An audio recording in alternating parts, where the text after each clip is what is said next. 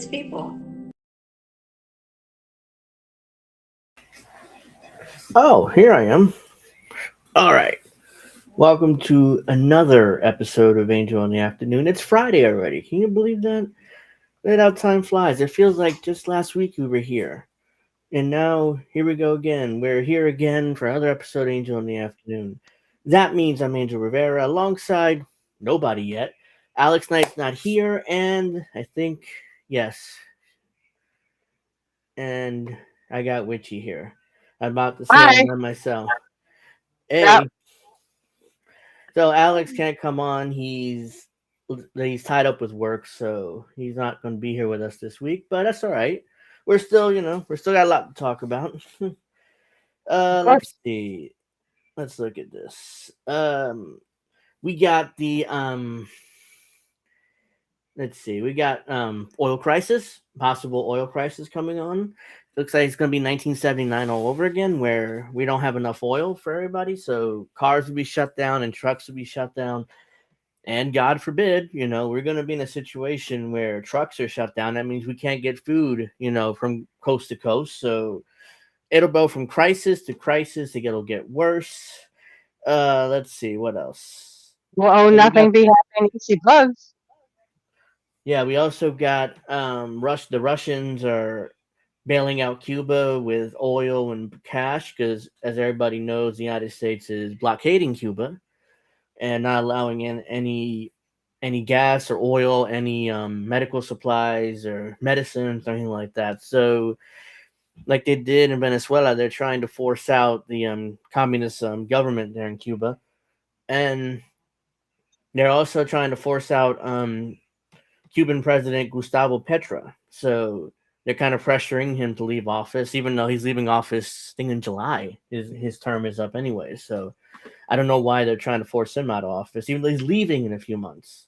And and it seems like the Conservative Party in Colombia is favored to win. So Trump is Mhm. going to get a friendly government in a few months, anyways, most likely. So I don't know why he's pressuring Gustavo Petro trying to pressure him out of power too. So Venezuela, he already kidnapped Nicolas Maduro. Cuba, he's trying to oust the communist government there. Let's see. Colombia, he's trying to pressure left wing government there to force him out of power. The president also says he's not afraid of a Vietnam style ground war in Iran. Just openly saying, yeah, that'll be Forgot like it. Vietnam, but worse because Oh, Iran dear is like God. 10 times the size of Vietnam. So imagine Vietnam, but 20 times worse because the country is like millions of miles bigger than Yeah, I Vietnam. don't want So to do that because, again, I'm glad my son is only 9 and only going to be 10 this year because, again, mhm. he's not going to die for Israel. Go ahead, put me in jail. I'm not going either. I'm He, not going to die for Israel. as I think we talked about this a couple months ago, where they introduced legislation to automatically register every military age male between the ages of 18 and 25 into the selective services. So that's usually where they get the draft from.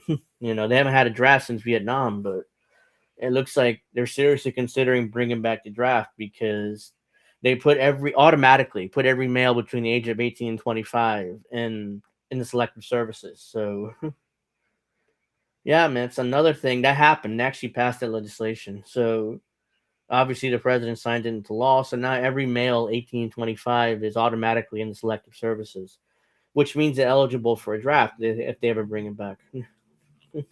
It's a good, like I said, it's a good thing because, like I said, I will do whatever I have to stay out of that damn military. Now, technically, I think you have to be, what, 45 and they won't accept you anymore. I thought it was 40, but again, I could be wrong on that. Was it So 40? yeah, I could have sworn it I was think 45. well, unless you're Oh, let's look Ukraine, it then up. you have unless you're Ukraine, then they have to draft guys 45, 50, or 60 in order to fight. But the United States, I'm pretty sure it's 40, but I could be wrong on that. And you have to be healthy, military healthy, basically, which I'm not. But let's see. We got to talk, but that's happened too. We also have a U.S. counterterror chief Joe Kent's resigning over the Iran war. Seems like they're trying to turn him into a good guy in order to run for office. 35, so I don't Uh, care. I still wouldn't go, even if I was in the age of, because they will take females too. yeah, They don't care if I'm a single mother, that, or in the eyes of the government, I'm a single mother, even though I'm yeah, happily engaged. But it doesn't matter. I still am not going to fight a war for Israel, and I'm not going to die for Israel. My son is not going to die. If you don't like it, I don't care. Go suck a dick. I don't care. I'm not sending my son off to die for Israel. Period. oops. All right, here we go. So this is a story from the beginning of the month, but I just saw it, and I'd seen this at the pump. New Jersey gas prices jumped more than 40 cents as oil tops out $110 per gallon. New Jersey, the average price of gas per gallon $3.34 this morning. It's actually higher. I saw it earlier today at 3.60 something a gallon. So Yeah, it's ours actually is higher than 3.49. My dad said, because I was like, I need gas soon, yeah, in my car, and I'm very lucky that I don't have to really worry about this. Now, I'm not trying to brag or anything, but I mean, because I live like 5 minutes from my work, but that okay, doesn't mean I want to, walk there. yeah. Which it looks like it's may happen here. So let's see. The war hitting your wallet, it is getting worse this morning. Oil prices now over $110 a barrel for the first time in 4 years. Gas prices are following.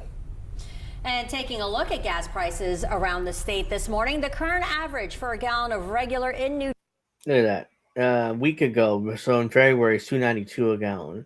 At this point, it's $3.34 a gallon average in New Jersey. Now it's higher. I saw it this morning at $3.60 something. So it's definitely higher than that now. So Jersey is now $3.34.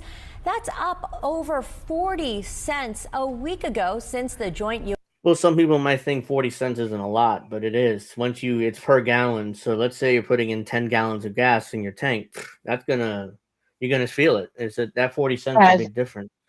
And the people, it doesn't matter. The thing is, they don't want you to own anything. You own nothing, be happy, and eat bugs. They either want you in a 15-minute city Yeah. where you can walk anywhere.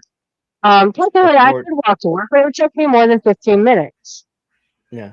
Accord Lord says it's 5.59 in Washington, so it's even higher average over there. So, And, let's see. poor people are feeling the hurt, but nobody gives a fuck.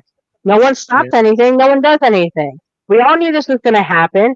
Well, the people who actually think for themselves and don't bow down and suck the dick of Donald Trump, they all knew that if a war with Iran means a war on gas and a war on poor people. Here we go with yeah. you will own nothing, be happy, and eat your This bugs. is this is why the government never invaded Iran for 20 years because this is exactly what would happen. They know it.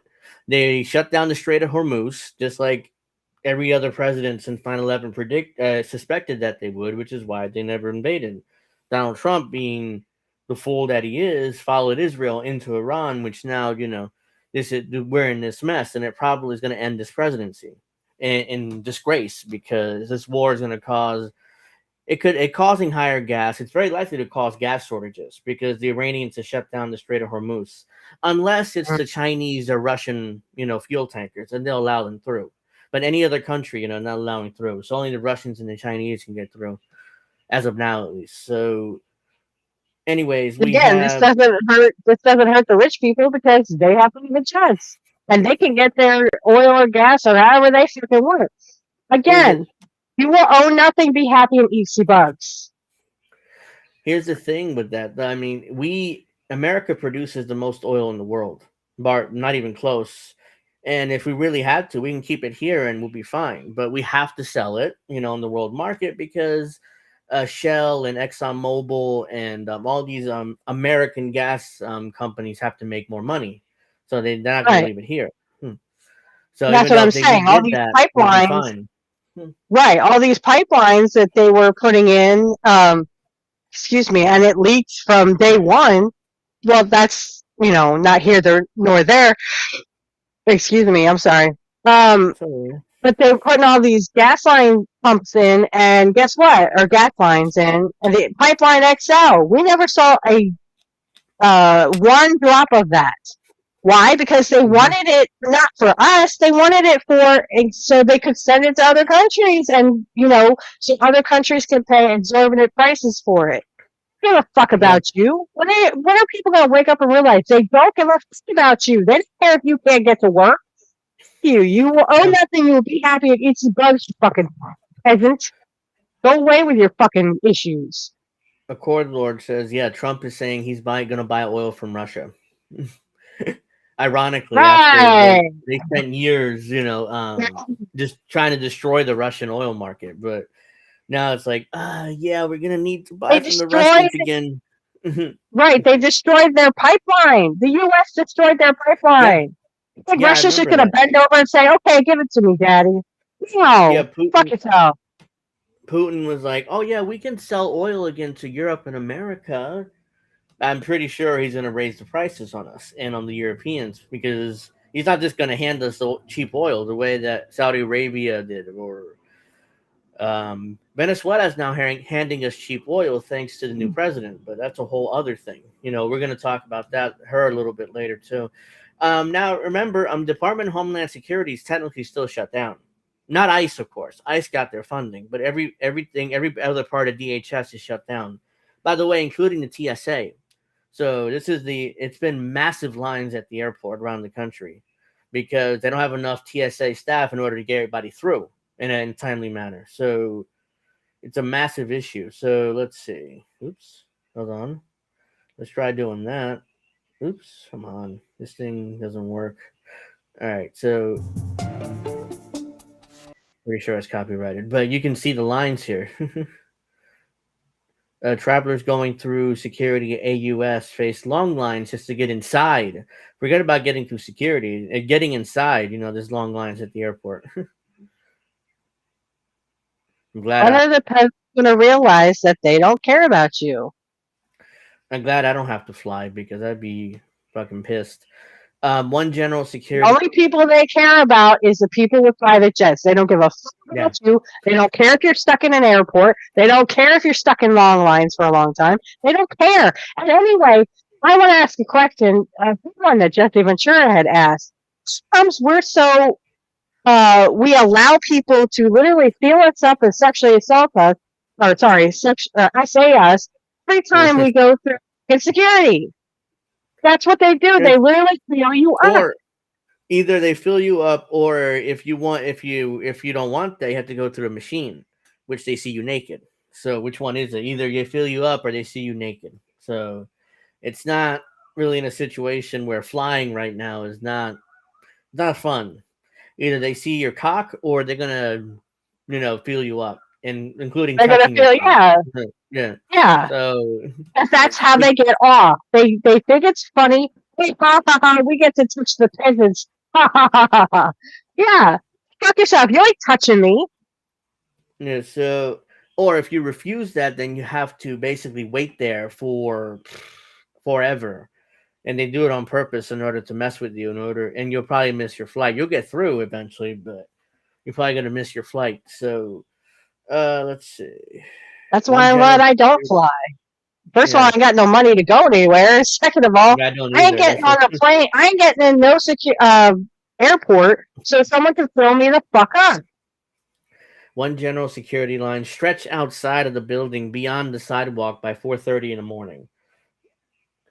So you can see the lines insanely long. The Austin Bergstrom International Airport says today departing passenger volume will likely break a record for a single busiest spring travel day at AUS ever.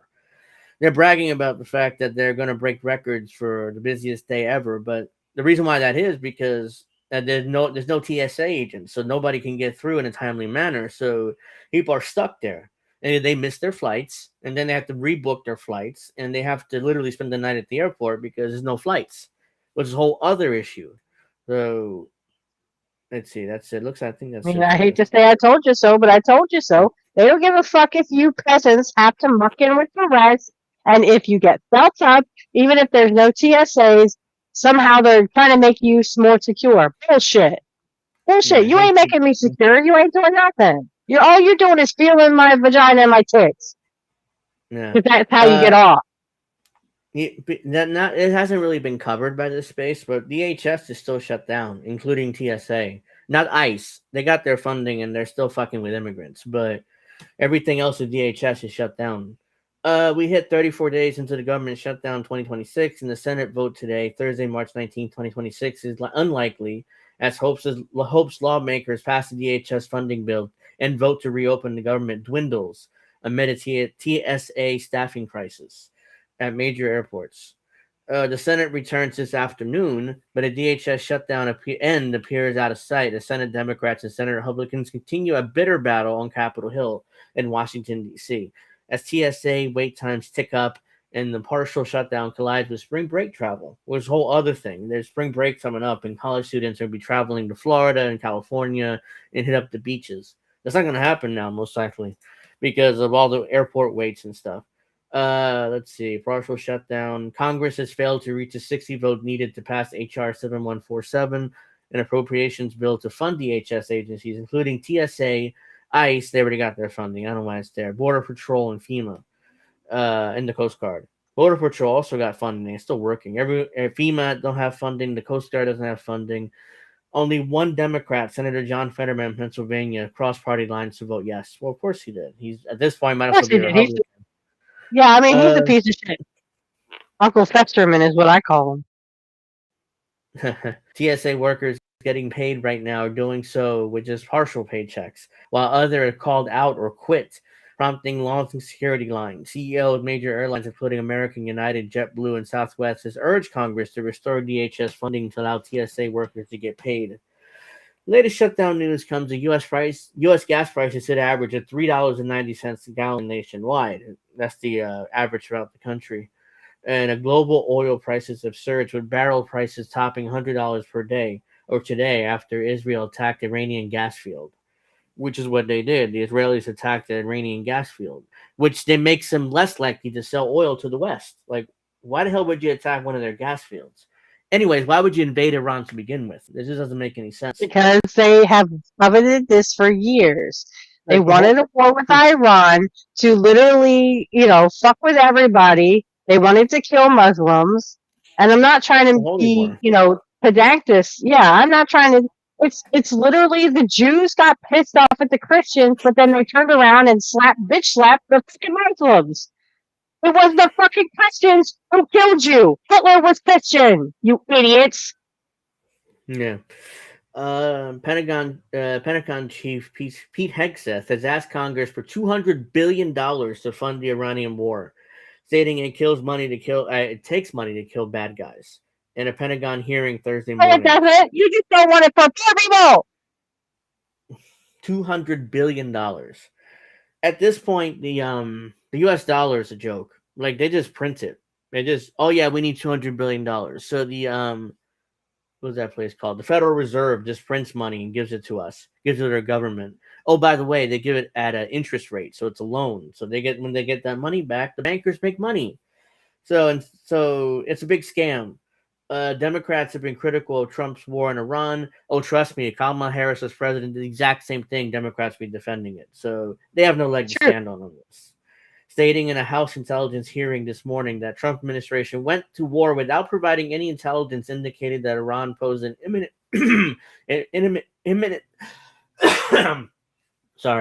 threat to the U.S. Trump is giving conflicting reasons why the U.S. attacked Iran. Iran war live updates, blah, blah, blah. As we hit day 34, the partial government shutdown, we tie for the second longest government shutdown in history, partial and full federal shutdowns combined. The longest shutdown in 2026 lasted 43 days, while the partial shutdown in 2018-19 lasted 34 days. Who was president in both of them? Trump. Betting odds on how long like people are betting on how long the shutdown's going to last. I mean, we're just gambling ourselves to death here. How long the government shutdown lasts on Kalishi and Polymarket forecast the shutdown stretches over 64 days or April 18th, as well past Easter 2026 holiday, which is a big major holiday people fly. People fly on Easter to see family.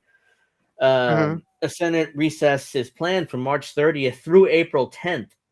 So the Senate's just fucking off for like 2 weeks. So while DHS is still shut down. So a Senate vote to end DHS shutdown and reopen the federal government needs to happen this month, or else the shutdown will cross over the 43-day mark, making it the longest shutdown ever. But all eyes have been on the SAVE Act, which passed a key test vote this week, but is still unlikely to become law. However, it doesn't stop Senate Majority Leader John Thune, a South Dakota Republican, and Senate Minority Leader Chuck Schumer, a New York Democrat, from engaging in a fiery debate in the Senate floor. Republicans have faced pressure by Trump to pass the 2026 legislation before the midterms. What the SAVE Act is basically national voter ID. So to force every American to have ID in order to vote. By the way, you don't need ID to be added to the selective service. They just automatically add you. The irony That's there. why I'm not voting. If you don't Yeah, like the my irony little voter there. registration card, you can go suck a dick. Because I ain't showing you my ID. My ID is already guaranteed. So go fuck yourself. Yeah, I'm not voting again. I mean, I'm like, what is it, black pilled or red pilled? I always get confused by that Matrix reference. I think pretty sure it's black pilled or red pilled. It's one of them. I don't remember right now. Since the Test SAVE Act vote passed this week, the Senate has engaged in deep debate over the SAVE Act. Blah blah blah. It's expected to do so in the coming days, nights, and weekends, and days, nights, weekends, and weeks amid Trump's push to pass the bill before the midterms. Well, even if you pass the bill, there's no way to implement it in 6 months before 9 months before the election. I don't know what difference that's going to make. So what time? Blah blah blah. Who cares? You guys get the point. And I'm gonna keep reading this. It's the shutdown's continued, and we're kind of screwed. If you're flying for spring break or Easter, you better get to the airport like 6 hours early, not 2. Well, either that or you might as well just drive. Just drive. If you Yeah, can, it'd be just easy to drive. drive. It'd probably I be know easy to drive. it's $4 a gallon at the pump. It's better.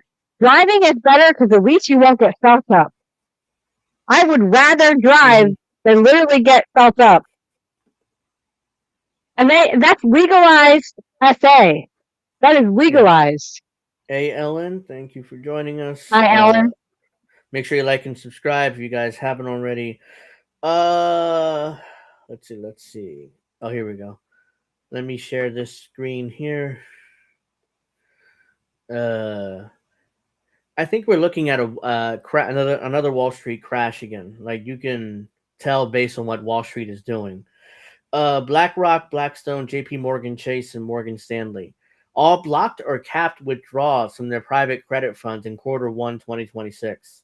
It's not a rumor, it's in the filings. In 2007, the same thing happened with mortgage funds. We all know how that ended. So the crash of 2008. So Black Owl has halted quarterly withdrawals. So the dividends you get, you're not allowed to withdraw them from Blue Owl, even though you invested in that company, but you're not allowed to withdraw your dividends. So they keep your money. I am so glad I don't have a 401k anymore. Yeah, because you're not getting any funding from Blue Owl. BlackRock, $26 billion, capped withdrawals for the first time ever. So they're limiting how much you can withdraw from your dividends. Blackstone, $82 billion, record withdrawal request, 7.9% in Q1 2026.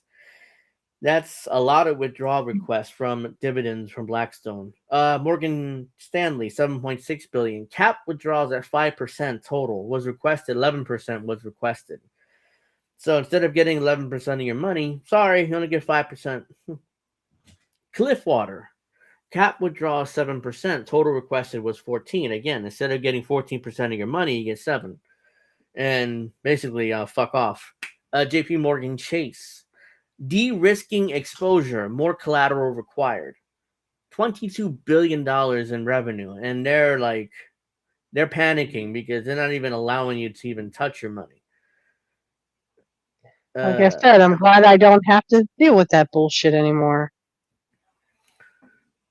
Yeah, I mean, I don't have a 401k. I'd rather just have a savings account, so I know exactly how much I'm saving in a savings account. They can't touch that. Cord Lord says very little stocks give dividends. Yeah, it depends how much you own, and it depends whether the company wants to give you dividends. It seems like they're blocking attempts to try to withdraw money from investors withdrawing money. So, whoops, didn't mean to do that, but oh well. I agree. In fact, I think you would agree with this too. Hold on, I gotta reshare my screen. So, you know what bugs me these days? We can't own anything. Everything is a subscription service, like literally everything. You can't buy Microsoft Office. You have to purchase a subscription for a year. You literally have to pay for everything forever. Isn't anyone bothered by this? Yeah. I remember buying We've been Microsoft screaming. Office. We literally, we've been screaming this from the fucking rooftops. Where the hell has everyone been? You will own nothing, be happy, and eat the bugs.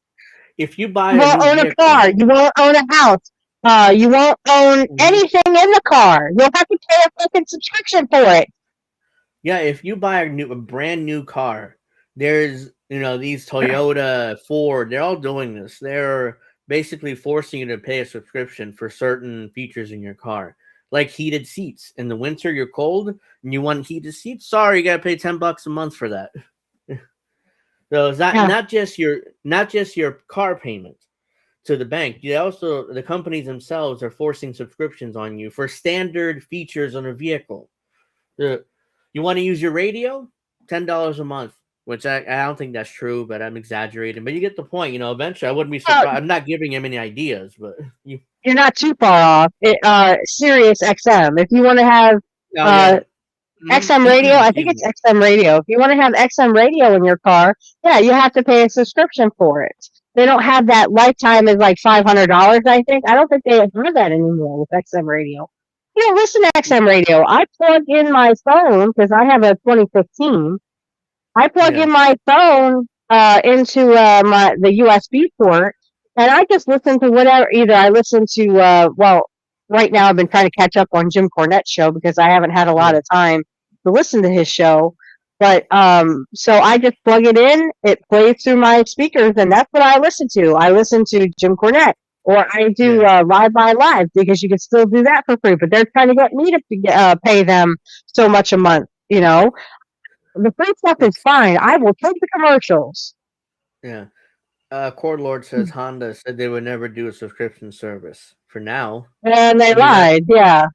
For now, I mean, right now they're not doing it, but I'm sure eventually, they are going to be pressured by their investors to come out with subscriptions. A Cord Lord says $35 a month. I assume that's for Sirius, which my mom was paying $26, but when I tried to cancel, they gave her a deal for like $6.99 a month for a year. So she took it because she actually listens to it. Yes.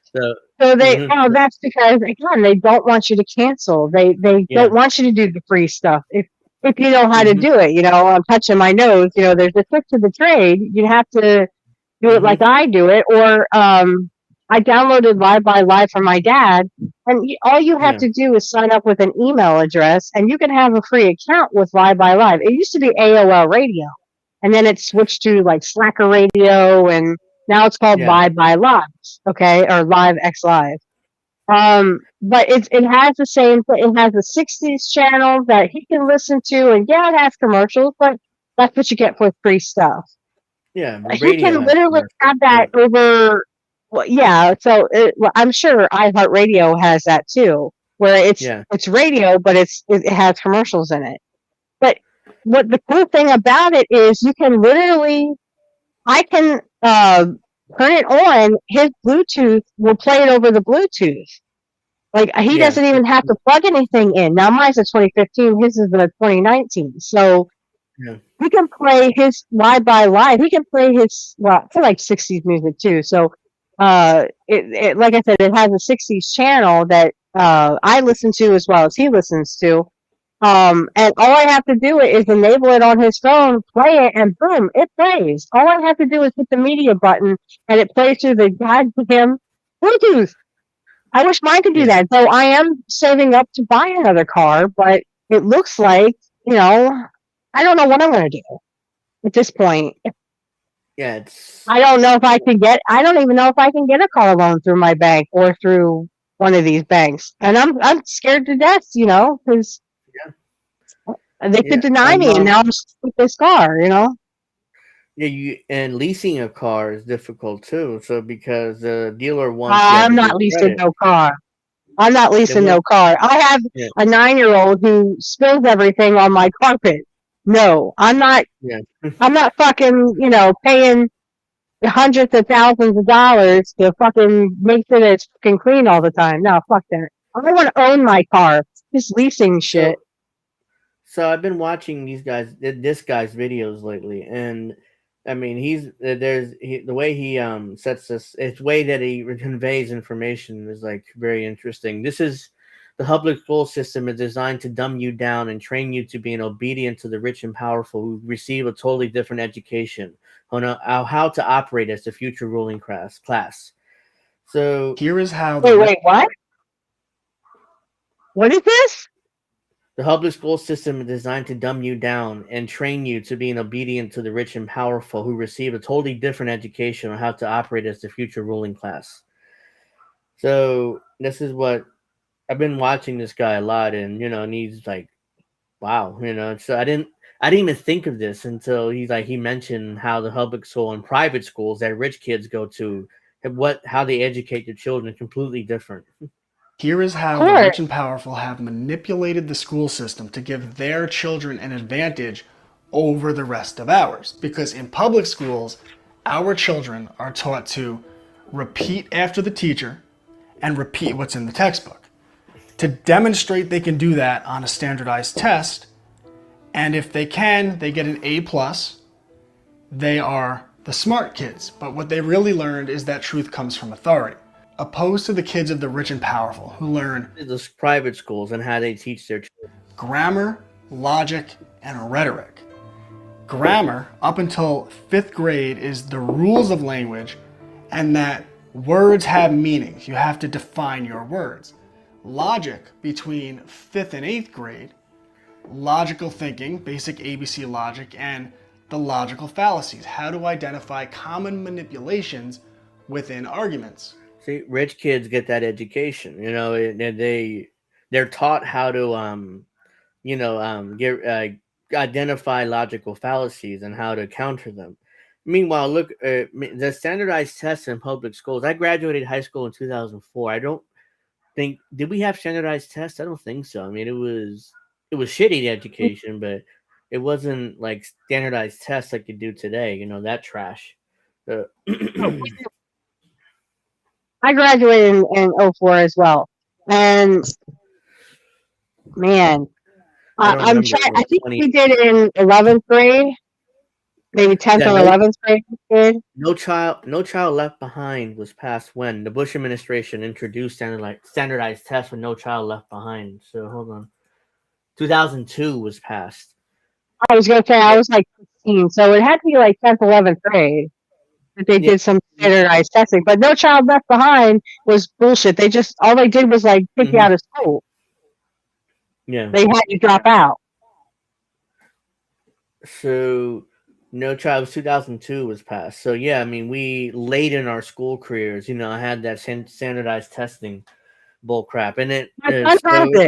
My son has practice for. They actually sent a packet home for the PSSAs, and he has to do math. He has to do language, and he has to do like a reading comprehension. The thing is, I already knew this. I mean, what's his name? Oh God, George Carlin. George Carlin talked about this. They always lower the standards in public schools because the kids are so dumb because they don't do anything. Yeah, there is. My son cursive. I am teaching my son cursive. They play. I've been seeing teachers come out and talk about how Gen Z is like high school teachers. Like, holy shit, they don't even know how to write a paragraph. They could barely read and reading comprehension, and schools are graduating these kids, even though they don't know how to. They barely know how to read or they barely know how to write a paragraph. I mean, we're in trouble, in 20 or 30 years when Gen Z gets into power. So it's like, I can do an entire episode on it. Why? remember you had done a story about this. Remember when I think it was last week you did a story about this, or 2 weeks ago. Because the kids are too busy going, hey, AI, write my fucking paper for me. Because I don't know how to fucking write. Yeah, Jesus college fucking students Christ. are. It was a parody, but pretty much that's what college students are doing now. They have AI write their paper, and then they feed it through another AI to make it sound more human, and then they feed it through another AI to do something else, and then they submit it, and they email it to their professor, and that's it. They just lay back and do nothing, and they're giving out college diplomas for this shit. So, like back when I was in college, I didn't have AI, so we literally sat down and had to do our own research. We had to write out our papers. At least we did it on the computer, so we typed it out. But we had to Yeah, we write our typed it own out. It research. had to be Yeah, printed. 12 points, and it Mm-hmm. had to be New Roman times, Yep. and it could be double spaced, but it at least had to be 3 pages if it was double spaced, or 3 or 4 pages. And If it was single spaced, it had to be at least 3 pages anyway. So and we had to put our sources in APA format. So that's now correct. Yes. yeah, I was in college, so I had to do all this, and the AI now does that for the students. So it's like we're graduating kids that know very little and need AI to function, which honestly I think is by design because AI is taking over our lives anyways. So this is by design. So the Gen Zers that are coming up going through high school and college, they don't know anything. So it's Not designed my that way. son. Unless you're rich and then you get a proper education. But if you're poor, they want you to be relying on AI and relying on them in order to make a living, barely make a living. I mean, Right. if Well, you're and I heard a comedian say this one time. I think it was Dana Carvey. He said his sons, were trying to do a math problem or whatever, and said his son looked at him and said, "Dad, why can't we just Google it?" He's like, "Because I want you to suffer like I did." Do AI will do the work for you now. You don't even have to do a math problem. But my son, I'm literally teaching him pre-algebra because I think my son can handle it. My son is a whiz at math. I'm telling you, a whiz. it's And I'm telling you, like, he's going to sit there, he's going to show the work, he's going to do the work. He's going to have Google do it for him.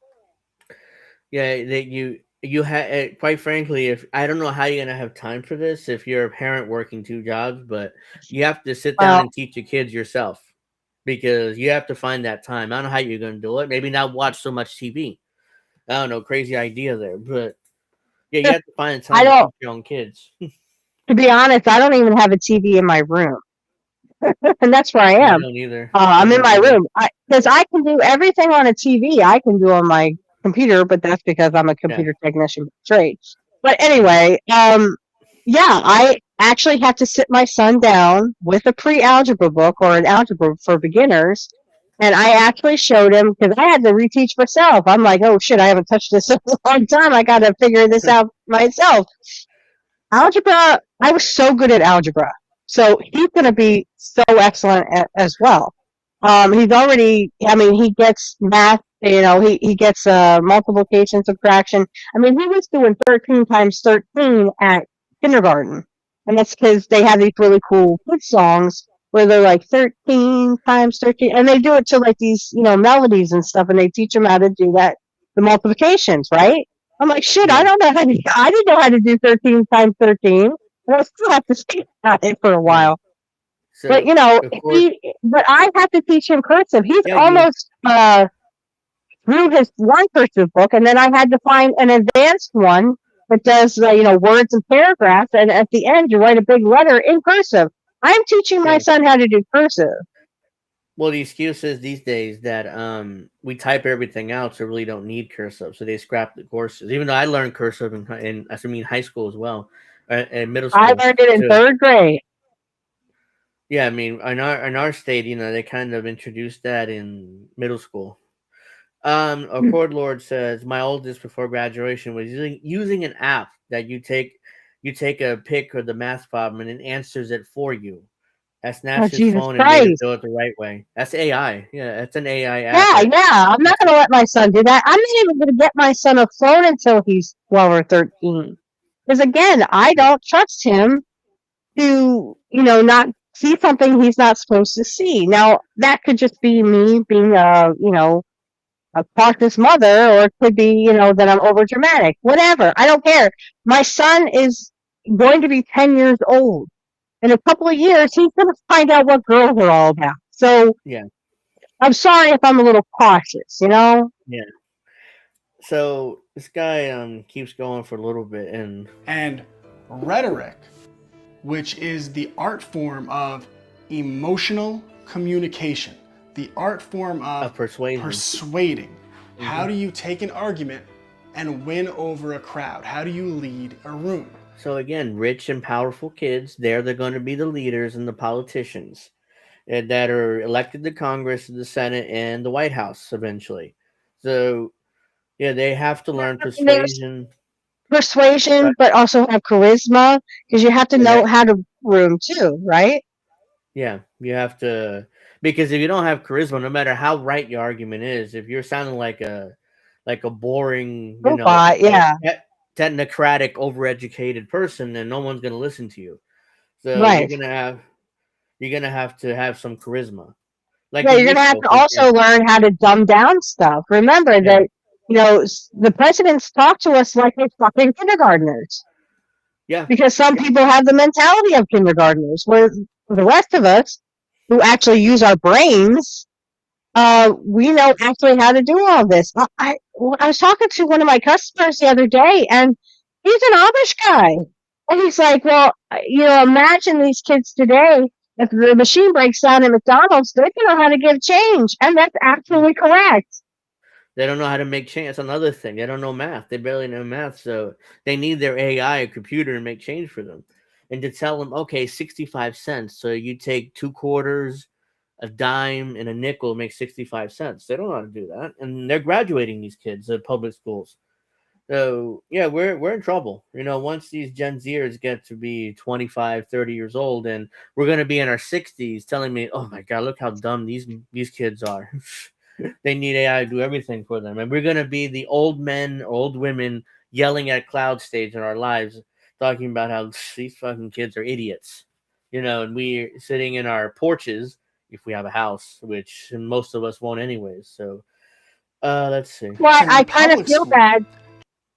Go ahead. Sorry. Yeah, I just wanted to add one more thing. I feel bad because, my coworker is 27, and he's talking about, he wants to buy this house with his wife and his son because he has like a 19 or 20-month-old son or something. And I kind of chuckled to myself because I kept thinking, yeah, right. You will own nothing, be happy, because they don't want you to own a house. So you can save up as much money as you fucking want to. I guarantee you, because I told him, he's like, well, we're starting to save for the down payment and then for the payments. And I went, you do know you're going to have property tax on top of that. You're going to have insurance on top of that. You have to have all this other stuff that you're not thinking about. You're not seeing the big picture. And he just kind of looked at me, dumbfounded, and he went, that's a good point. I didn't think of that. Duh. Yeah. That's why most people can't afford a house, because they don't think about that. In New Jersey, we are having a local political issue here with property tax. The new governor, Mikey Sherrill, is talking about raising property tax in order to justify her big budget, that she's trying to pass. So you're fucked over the people, so they lose their house. That way they have to rent, and you will own nothing, be happy, and eat sea bugs. And I'm like, I don't own a house, but increased property taxes, all that's going to do is hurt the poor and middle class because they barely have homes as it is. And they're like, oh, well, see, political art. Well, rich people in New Jersey, they can pay it. So they're trying, but poor people, middle class people can't. And even then, they're probably not going to pay it. That pays property tax. Show me one. Show me one rich person that pays their property tax. I will wait. Yeah. So let's see. Children are taught to repeat, in public school, to follow, and to obey. They are being trained to be the worker class.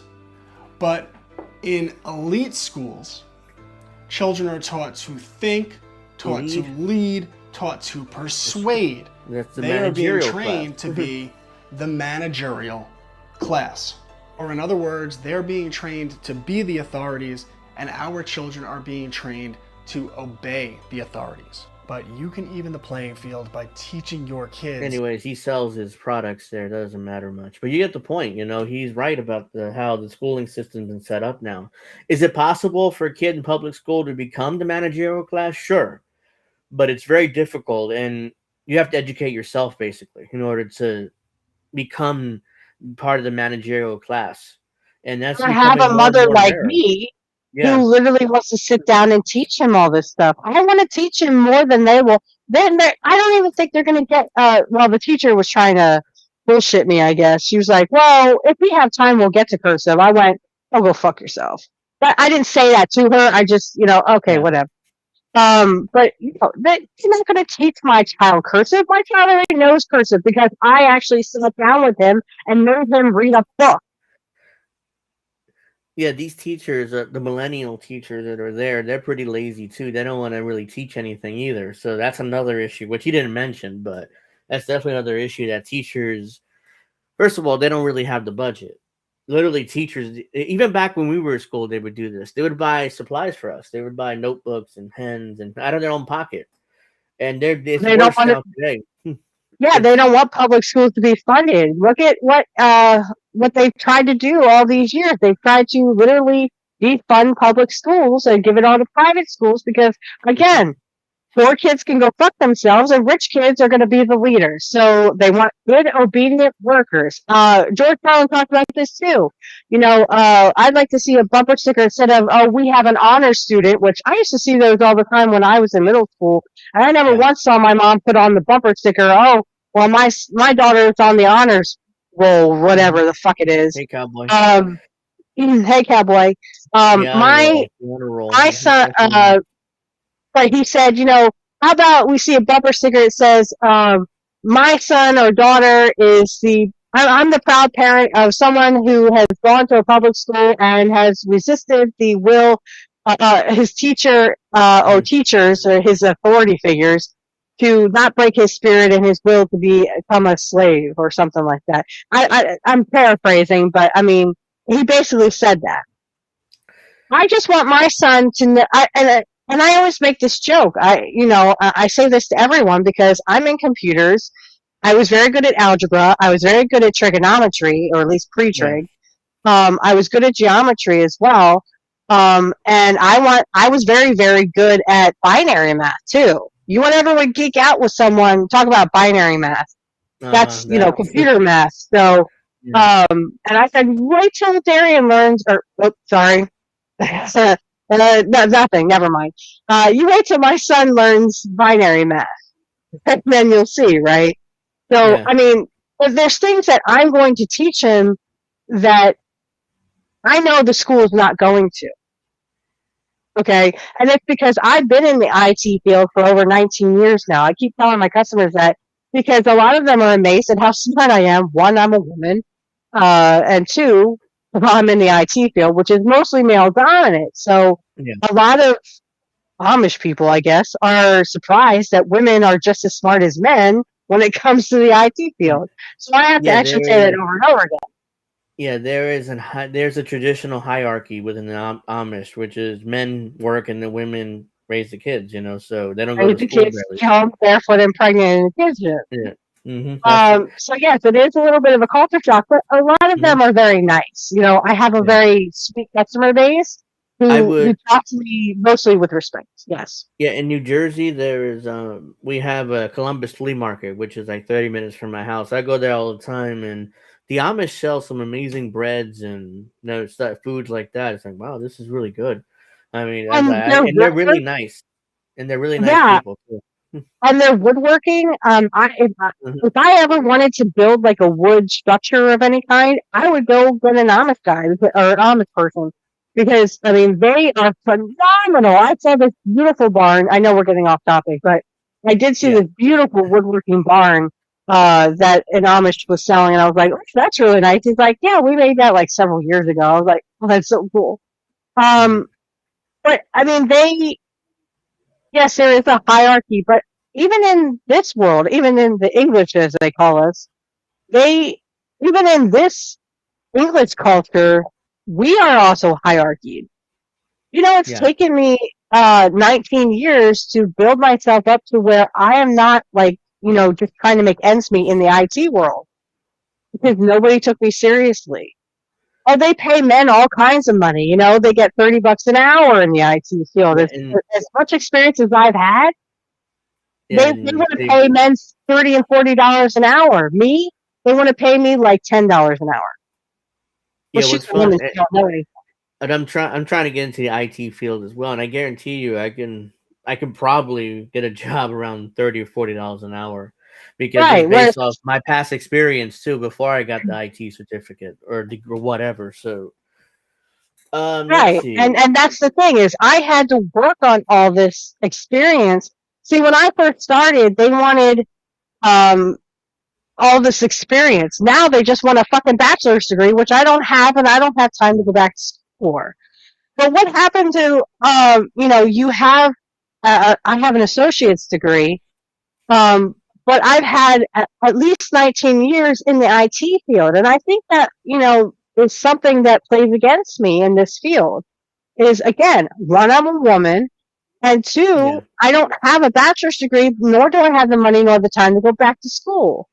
So this is a new experience for me. It's taken me, like I said, 19 years to get to a place where they actually see that I can that I do know more than the average bear, and that I am very skilled in what I do. Yeah. So, yeah, I mean, the IT field is really dominated by men, because I've already been kind of around the field now recently because I'm studying the IT world, but yeah, most of I've never so far I've not met a woman in the IT field except for you, but yeah, I'm talking about in the real world, so it's mostly men. Yeah. Anyways, this guy again, this is interesting. Budweiser, who reports record profits, but they're in $50 billion of debt. Target's $19 billion in debt. These corporations don't push woke nonsense by accident. They're completely leveraged by firms like BlackRock. We've heard BlackRock plenty of times lately. So, Coca-Cola is $47 billion in debt. Pepsi is $50 billion in debt. And Target is $19 billion in debt. And this is true of the vast majority of major companies in America. It's been this way since the early 1900s. So he talks about a Supreme Court case, which I had no idea about, which I was fascinated by. Let's see. 1800s, when the Dodge brothers sued Henry Ford. Ford had wanted to lower the price of cars and pay his workers more. But the Dodge brothers owned 10% of the company and wanted him to maximize profits. And when the courts ruled in favor of the Dodge brothers, So this is the case we're talking about, Dodge versus Ford Motor Corporation. It's a case where the Michigan Supreme Court held that Henry Ford had to operate the Ford Motor Company in the interests of his shareholders, rather than the manner for the benefit of his employees or customers. It is often taught that affirming the principle of shareholder primacy or primacy, which basically means the shareholders dominate these public companies, and the CEO has to listen to the shareholders and not do right by their customers or by their employees. They have to basically give all their money to the shareholders instead of helping their. Anyways, today CEOs don't want to help employees anyways, or their customers. But at the time, Henry Ford allegedly was trying to do that, and Dodge were like, "No, we're going to sue you and take you to court," and they won. And it forever changed these public companies. Established shareholder primacy, which requires corporations to maximize profits for their shareholders. So what happens is you get a man like this who starts a company like Pepsi, and the company is connected to his heart and his soul. But eventually the company goes public and offers its stock for sale. And that's when institutional investors like BlackRock, Vanguard, and State Street. Look at this. The three big investing groups in America, BlackRock, Vanguard, and State Street, manage over $22 trillion in assets. They hold roughly 85% of the total GDP in the United States. You'll be shit, blah, blah, blah. So, yeah, look at that. I mean, these three investment companies control $22 trillion in assets for all the companies they invested in. Come in, and they buy stock in almost every Fortune 500 company, and they want to maximize profit. So these companies are always so they maximize profits in the short term and don't give a shit about the company in the long term. they'll sell the stock before the company falls apart. By the way, I forget which investment firm did this, but they did this with Toys R Us. Toys R Us was leveraged to hell, and that's why it closed down, at least in the United States, even though it's still around in Canada and Australia. But the U.S. version of Toys R Us was shut down, and I loved Toys R Us back in the day. I mean, it was I love Toys R Us too. I'm a Toys R the Us graph. kid. Yeah, I was too. And it was the investment firm that Mitt Romney worked for. I forget right now what it was called, but they bought Toys R Us. They leveraged it to hell, put like $50 billion of debt in their books, and then they squeezed out all the money they can and they shut it down. So it's the same thing they're doing with these other Fortune 500 companies. They don't give a They shit. do the same thing with didn't they do the same thing with Kmart? Yeah, it was excuse me. It was leverage. They did what they called a leverage buyout, which basically means they use debt in order to buy the company and make it private. So I forget who did that. It was some other investment company. They did a leverage buyout of Toys R Us, or excuse me, Kmart. A leverage buyout is basically means, let's say you want to buy a company for $100. The numbers are small, but you want to get the point. And they only have $1 to buy the company. How to get the other $99? They take out a loan. What's their collateral? The company itself. So they take out the loan for $99. They buy the company, and then they put the debt on the books of the company. And they take out all the money they can, and then they shut it down. It's like, sorry, we shut down, and we can't pay you back. So it's just a big scam. You know what they do? This isn't going out of business, but does anyone remember Ruby Tuesdays? Yeah, I do. Now they still have some locations; they're still fully operational, but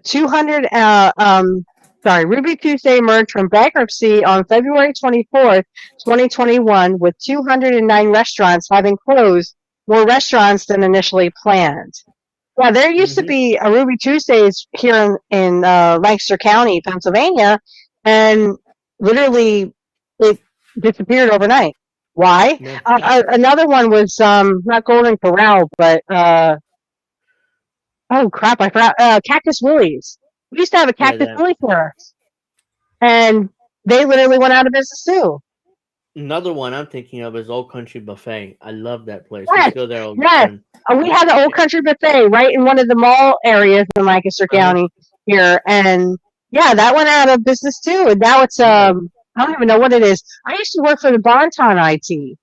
Anyone remember the Bonton? They were buying up all kinds of things like around the eastern states, and then they were kind of moving west. And now they're no longer heard of. The Bonton is no longer heard of. Why? Because they're going under. JCPenney's is going under. I know they are. They just got bought out by some.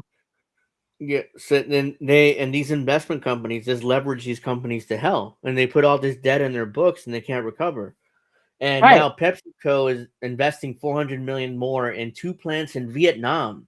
Why in the world are they in Vietnam? Does anyone remember Sears? Oh yeah, Sears. I mean, that's what it is. Kmart and Sears were bought out by this investment firm and turned into one big company.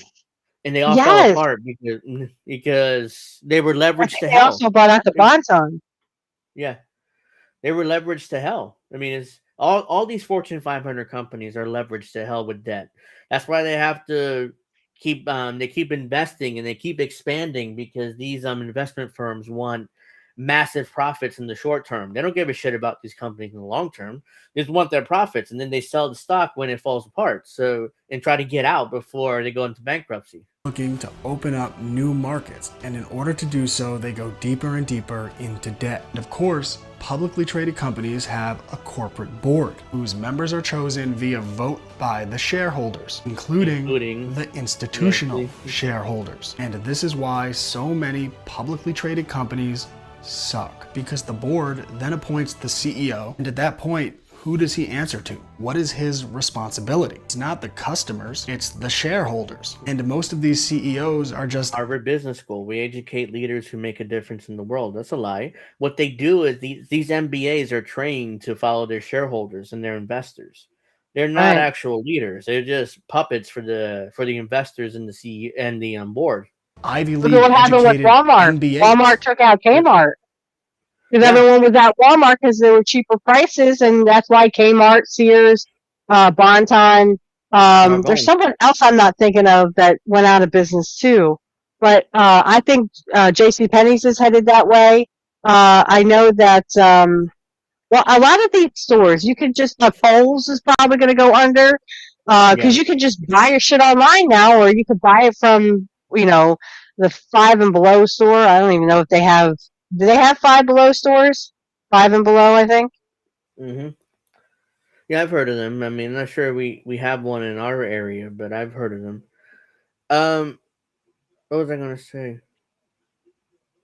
I forget right now, but let me just keep playing this a trained little to bit more. maximize profit. And they don't have any real connection to the company like a founder would. So when the shareholders come along and say, we need you to push ESG or whatever the agenda is, maybe it's this or maybe it's this, it doesn't really matter. The CEO is Radio going Shack. to do it because these companies Oh yeah, Radio Shack. That's I gone. remember Radio Shack. Holy shit, yeah. Well, see, the thing is, my coworker was born in 1998, and when I said answering machine, he went, "What the heck is that?" I went, Oh, "Answering machine. You know, an answering machine. You had an answering machine." He goes, "I don't know what that is. You mean voicemail?" I'm like, "No, you had a machine with a tape in it, and literally. you actually had to rewind the tape and hit the play button so that you could listen to your message." Yeah, it was literally a machine. Now today, you have it in your phone voicemail, but no, it's Yeah.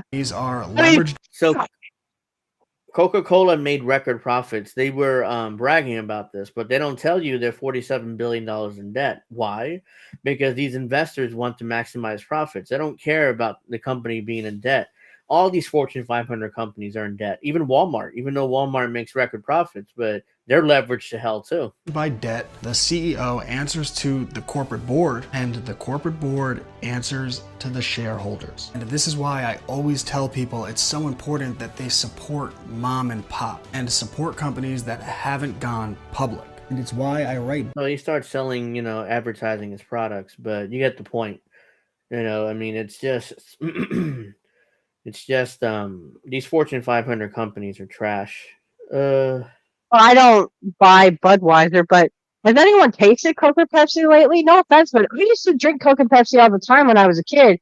Can't drink it now. It's like literally No, syrup.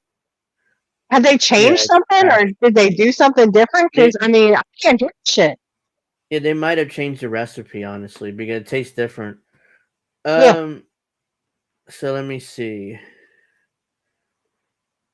David says, and Target also put a dent into Kmart in New York City because Target has a contract with New York City, so no Walmart in New York City. There's not a Walmart in New York City? Wow, I didn't know that. I assume there's a Walmart everywhere in the country. So for no Walmart in New York City, that's weird to me. So that's interesting that Target now the has a monopoly in New York. That's not legal, but no, Trump isn't going to do anything about that. Trump's No one's war going is to do bringing anything of that. no Walmart. Trump's war is bringing economic calamity to the UK. So this is about gas prices and stuff. So let's see. 70 winters ago this week, blah, blah, blah, the streets of Britain fell eerily quiet after one last panic buying spree. Many garages shut and traffic in the heart of London dwindled away. The formal introduction of the petrol rationing has begun. Petrol means gas, by the way. That's the UK calling it that. Limiting drivers to 200 miles worth a month, with exceptions for farmers, doctors, and vicars. I don't know what that is. After the Suez crisis blocked fuel supplies from the Gulf. Ancient history now, would it be it, or is it, if it weren't for looks like an increasingly like the U.S. own version of the Suez, a great power starting a war it doesn't seemingly know how to finish against an enemy it woefully underestimated, which they did. They underestimated Trump, and the Republicans underestimated Iran, which we all predicted. The Iranians not just going to give up and hand us whatever we want. They're going to fight a guerrilla warfare, and they're going to fight. They're going to kill our troops like they did in Vietnam. The Viet Cong didn't just give up. They did surprise attacks, guerrilla tactics, and eventually we had to withdraw for like 15 years. And it looks like we're going to do the same thing in Iran. If the Strait of Hormuz, the vital shipping lane now rendered unsafe for shipping by Iranian drones and mines, cannot soon be reopened, then Britain could be weeks away from needing to ration fuel. The former BP executive and government advisor Nick Butler warned on Monday morning. Since nothing guarantees the panic buying of petrol, like the fear of other idiots might soon start panic buying petrol, he may not be thanked in Whitehall for mentioning something that hopefully would never come to pass, but Butler was only stating the obvious. If the crisis goes on long enough to create a physical shortage of oil, then critical users like the emergency services would have to be prioritized somehow. And other countries are already being forced into drastic steps. Pakistan has closed schools and put government offices on a 4-day week. Vietnam is urging people to work from home. And Bangladesh has rationed soldiers at fuel depots after bringing in rationing for motorcyclists. Breaking news. We have breaking news here. Breaking news. Ted DiBiase Jr. has been found not guilty of all charges in a fraud case. 7 years of being slandered and made to be something that is completely false has about torn my family apart, but we're strong. Yeah, I saw that earlier. It's like, oh, wow. I mean, it's interesting that he's found not guilty because there's all these allegations that he bought $1 million boat and he spent all this money to get an expensive house, and he had to allegedly did it because he stole money from the welfare system. But turns out he's found not guilty, so that's interesting. And they were saying, you know how I hate when they say, because we were talking about this on my show, which I think is coming out. It already came out, I think. Where we were talking about this, where I was saying, you know, well, no offense, but that welfare money, they were saying, oh, it came from poor people or whatever, or it was supposed to go to poor people. Was it? No, it wasn't. Poor people were not going to see that money. Don't even make me laugh. No, that the man who caused this crisis is demanding NATO members to bail him out of it, threatening a very bad future for the alliance he has so often rubbished if it doesn't take on dangerous tasks of clearing the strait. Elicit open scorn in Europe. What does Donald Trump expect from a handful of European frigates in the Strait of Hormuz that the mighty U.S. Navy cannot manage alone? So yeah, I mean, you get the point. I mean, the British, Trump is just screwing over the British, but they'll still support the U.S. because they're our puppets, quite frankly. So they're grandstanding now, but it doesn't mean that they won't all of a sudden, you know, not allow the U.S. to basically force them into doing stuff they don't want to. Let's see. So I'm sure everyone's heard this breaking news. Chuck Norris died. Not that anyone cares. I wasn't much of a Chuck Norris fan. Sorry. Yeah, that he passed away earlier this morning of natural causes. So fuel crunch may worsen, says oil industry to Trump administration. Let's see. Why is this here? What is this? Why is this here? Okay, there it's gone. U.S. oil executives are reportedly alerted the Trump administration that the energy crisis that has emerged from the Iran war is likely to get worse. This comes after Brent crude futures and U.S. West Texas intermediate crude surged to more than 40 cents this month, at the highest level in 2022. According to Wall Street Journal, in a series of White House meetings and recent conversation with Energy Secretary Chris Wright, the CEO of ExxonMobil, Chevron, and ConocoPhillips warned that the disruption in the Strait of Hormuz could continue to create volatility, whatever, in the oil market. I can't even say it right now. So let's see. Exxon CEO Darren Wood said oil prices could rise past current elevated levels, the report added. If speculators bid up prices, markets could see a supply crunch of refined products. He said ConocoPhillips CEO told officials that the conflict and tanker disruptions around the waterway could keep markets volatile. There it is. I said it right now. Oh yeah, I mean, we could fix this if we keep our oil, all the oil we produce, instead of selling it in the world market, we keep it. It'd be fine. But no, we can't do that because all these American oil companies have to turn a profit. So they have to sell. Why would they have poor people to drive the work? Don't you know poor people have to sacrifice for the rich? The report added the Trump administration considering several measures to ease prices, including sanctions on Russian oil, more. Here we go again. Releasing emergency crude reserves and boosting flows from Venezuela. So hey, ironically, they're going to sell oil, buy oil from the socialists in Venezuela. Industry executives warn that opening the Strait of Hormuz could be the only lasting solution to stabilize energy markets, the report added. Meanwhile, Trump has called on several countries to send warships to secure the Strait of Hormuz. He said Gulf countries must come in and protect Hormuz as their own territory, and it's where they get the energy from. So Trump is trying to force other countries to secure the Strait of Hormuz. Why don't we do it? Like, we have a mighty military. I mean, we should secure it. But Trump's like, oh, no, you guys secure it. Help us out here. We started the war, but you guys do it. I mean, I'm not going to do anything. Let's see. Mark my words, guys. You will own nothing, you will be happy, and you will eat sea bugs.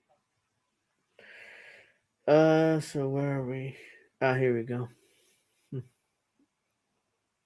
So I had to in order to get this article, I had to go to this website. I forget what it is. I forget what it is right now, but I had to go to this website in order to get rid of the I forget what it's called, the paywall. Basically, there's a website you can go to get rid of the paywall on every article, either no matter what. Like, oh, that's fascinating. I can get rid of the paywall on Bloomberg and Wall Street Journal, whatever. So it's like, oh, great, perfect. Because there's some articles I would like to look at, but they're all paywalled off. Anyways, Cuba's worst fuel crisis in decades may get relief from Russia. A tanker carrying Russian crude appears to be heading to Cuba as the fuel-starved Caribbean island seek a reprieve 3 months after Trump administration effectively shut off flow of oil to the country. Data from maritime intelligence firm Kepler Limited shows a tanker carrying more than 700,000 barrels of Russian crude is expected to arrive in Cuba by the end of the month. I wonder what the U.S. will do. I mean, this is scary because if they attack that Russian tanker, then that could be a start of World War III right there. That could, because the Russians are not just going to bend over and take it. They're attacking their oil tankers. And also would create an environmental disaster because 700,000 barrels of oil spilling into the Atlantic is going to cause a horrible crisis. Like the one in New Orleans, I forget what it was called. Halliburton started that one. One of their oil rigs accidentally exploded. So the Russian oil would be a test of the U.S. embargo on the island. And it's unclear if any vessels would be able to deliver crude. Since December, a U.S. naval blockade in the Caribbean has successfully deterred ships from approaching Cuba. While the threats of tariffs on the country supplying oil to the country led Mexico to halt shipments in early February. Mexico has previously emerged as Havana's top supplier of oil after the U.S. captured Venezuelan leader Nicolas Maduro earlier this month and halted fuel flows had been the communist-run island's staunchest ally. But right now, I think apparently the Russian tanker is here, and it's eventually going to end up in Cuba, like right there. So the U.S. is have a naval blockade here in the entire island of Cuba. So if the Russians try to come in and get through, it'll be interesting to see what the U.S. does. If they attack the Russian tankers, very likely at that point the Russians will respond and run World War III, essentially. So hopefully either the Russians will back off or the Americans won't attack. It's one or the other, because that could spark World War III. And the next time someone says Trump is Putin's puppet, show them this fucking article. That shit too. The Democrats they're still insisting that he's Putin's puppet, even though he's put more sanctions on them. And there's a serious threat of attacking this Russian tanker. So the vessel Anatoly Kolinkin appears to be making its way from Russian Primorsk port. 5 times fast. The commercial Manatas port in Cuba is Tuesday carrying 730,000 barrels of Russian Urals oil. Kepler data shows another tanker that appeared to be carrying Russian oil to Cuba last month, the Seahorse, briefly appeared to move again towards Cuba after diverting course last month. So the Russians are playing a game of chicken here and see whether the U.S. will allow them to bring oil to the country or not. So hopefully cooler heads prevail, and because as you remember back in the 60s, Cuba nearly caused World War III then with the Cuban Missile Crisis. So now Cuba again is in the middle of two superpowers here playing political chicken with each other. The arrival of one of them could be the first major fuel delivery after a lengthy halt. Cuban President Miguel Diaz-Canel said last week that his country has not received a delivery in 3 months, and that it would be the longest Cuba ever gone without receiving fuel at least 12 years. A crude delivery would not provide instant relief to Cuba. It needs to be refined before it can be used, a process that can take 20 or 30 days, said Jorge Pion, researcher at the University of Texas at Austin Energy Institute, who tracks fuel shipments to the country. That's why our argument is do not send crude to Cuba. You need to send the finished product. It's a good point. I mean, the Russians are sending crude, so they're going to need at least a month to refine it. Especially Cuba, the island nation that that they don't. I'm not sure if they have the ability to refine it. Maybe they do, but it's going to take at least a month for them to do it. Still, 700,000 barrels of Russian crude would be a significant lifeline. Cuba needs approximately 100,000 barrels of oil a day to function, but produces just two-fifths of that. Every day without fuel shipments, it gets closer to what Pignon calls its drop-dead date, the day when they run out of fuel, which is close to coming. Since the U.S. set up the naval blockade, Cuba has been running on oil it received in the previous months, and a small domestic production of heavy crude. It uses feedstock for power generation in cases of emergencies. The island has been plagued with power outages and shortages of fuel from the U.S. embargo. So is Puerto Rico, which is a whole other thing, because they have power outages all the time down there. Cuba's electrical grid suffered a total collapse on Monday, leaving the island's 10 million residents in the dark. Lack of power for everything from hospitals to garage trucks to refrigerators has triggered a deepening there we go, humanitarian crisis across the country. I can't read. Trump has issued a fresh warning to Cuba while his power grid was down, telling reporters Monday that he believes he'll have the honor of taking Cuba soon, saying that he could free it, take it. I can do anything I want. Havana, meanwhile, said it would open its economy to the Cuban diaspora, a longtime demand of exile community in Miami. So Trump's saying, I can do whatever I want. I mean, it's not the first time he said this. I mean, it's scary that a U.S. president thinks he can do whatever he wants. At this point, he's not wrong, though. True, he really can do anything he wants, and he has been. Every U.S. president since World War II has been doing exactly what started, which is they're a rich person who can do whatever the hell they want. They can invade any country they want. They can take what they want, and they are exactly right. They can rape children, for fuck's sake. We have a bunch of pedophiles in the White House. Let's see. And Pakistan and all these other countries, Middle East, is not the only country. Sri Lanka also has announced a 4-day work week, declares Wednesdays off to save fuel amid the Hormuz crisis. So Pakistan not the only country in Vietnam that are doing this. Sri Lanka has moved to a 4-day work week as part of emergency measures to conserve fuel reserves amid a deepening global energy crisis triggered by tensions around the Strait of Hormuz. The Sri Lankan government has declared one additional day each week as a holiday for public institutions, effectively cutting the work week to 4 days in many sectors. Starting March 18th, Wednesdays are declared public holidays, reducing transportation fuel consumption. We must declare for the worst and hope for the best, President Anora Kumara Disakanke said at an emergency meeting with senior officials on Monday. The newly implemented 4-day work week would extend to educational institutions, including schools and universities, essential services such as healthcare, ports, and emergency operations. However, they will continue to function as usual. Officials opted Wednesdays as additional day off so the government offices would not be closed 3 days in a row. Additionally, a national fuel pass system is introduced, requiring motorists to register and allocating a limited amount of fuel for purchase. So more and more countries going to have to do this if, this crisis gets, long enough. And America will be like, I don't give a fuck if you don't have gas to get to work. You get your ass to work. I don't care if you have to walk 5 miles or 40 miles. But I don't Yeah. care. You get your ass to work. I don't David care. says, I'm not gonna stop working because you can't make it yeah. in. When will that kid Elian Gonzalez become president of Cuba? Yeah, that's the kid that if you guys remember back in the 90s, that's the kid that came to the US and became a national celebrity. And there was political debate whether to keep him or to send him back to Cuba because his father lived in Cuba and wanted to have him return to Cuba because his mother and other family members died during their trip to the US. Eliana was the only kid that survived. So eventually President Clinton ordered INS to grab him and return him to Cuba forcefully, by the way. So it wasn't. You remember that photo with the agents like holding a AK, not an AK, but an AR-15 at this family member's head and the kid's head. So there's a famous photo of that. That went viral too. Not viral, just before the internet, but you get what I'm saying. Went around the media outlets.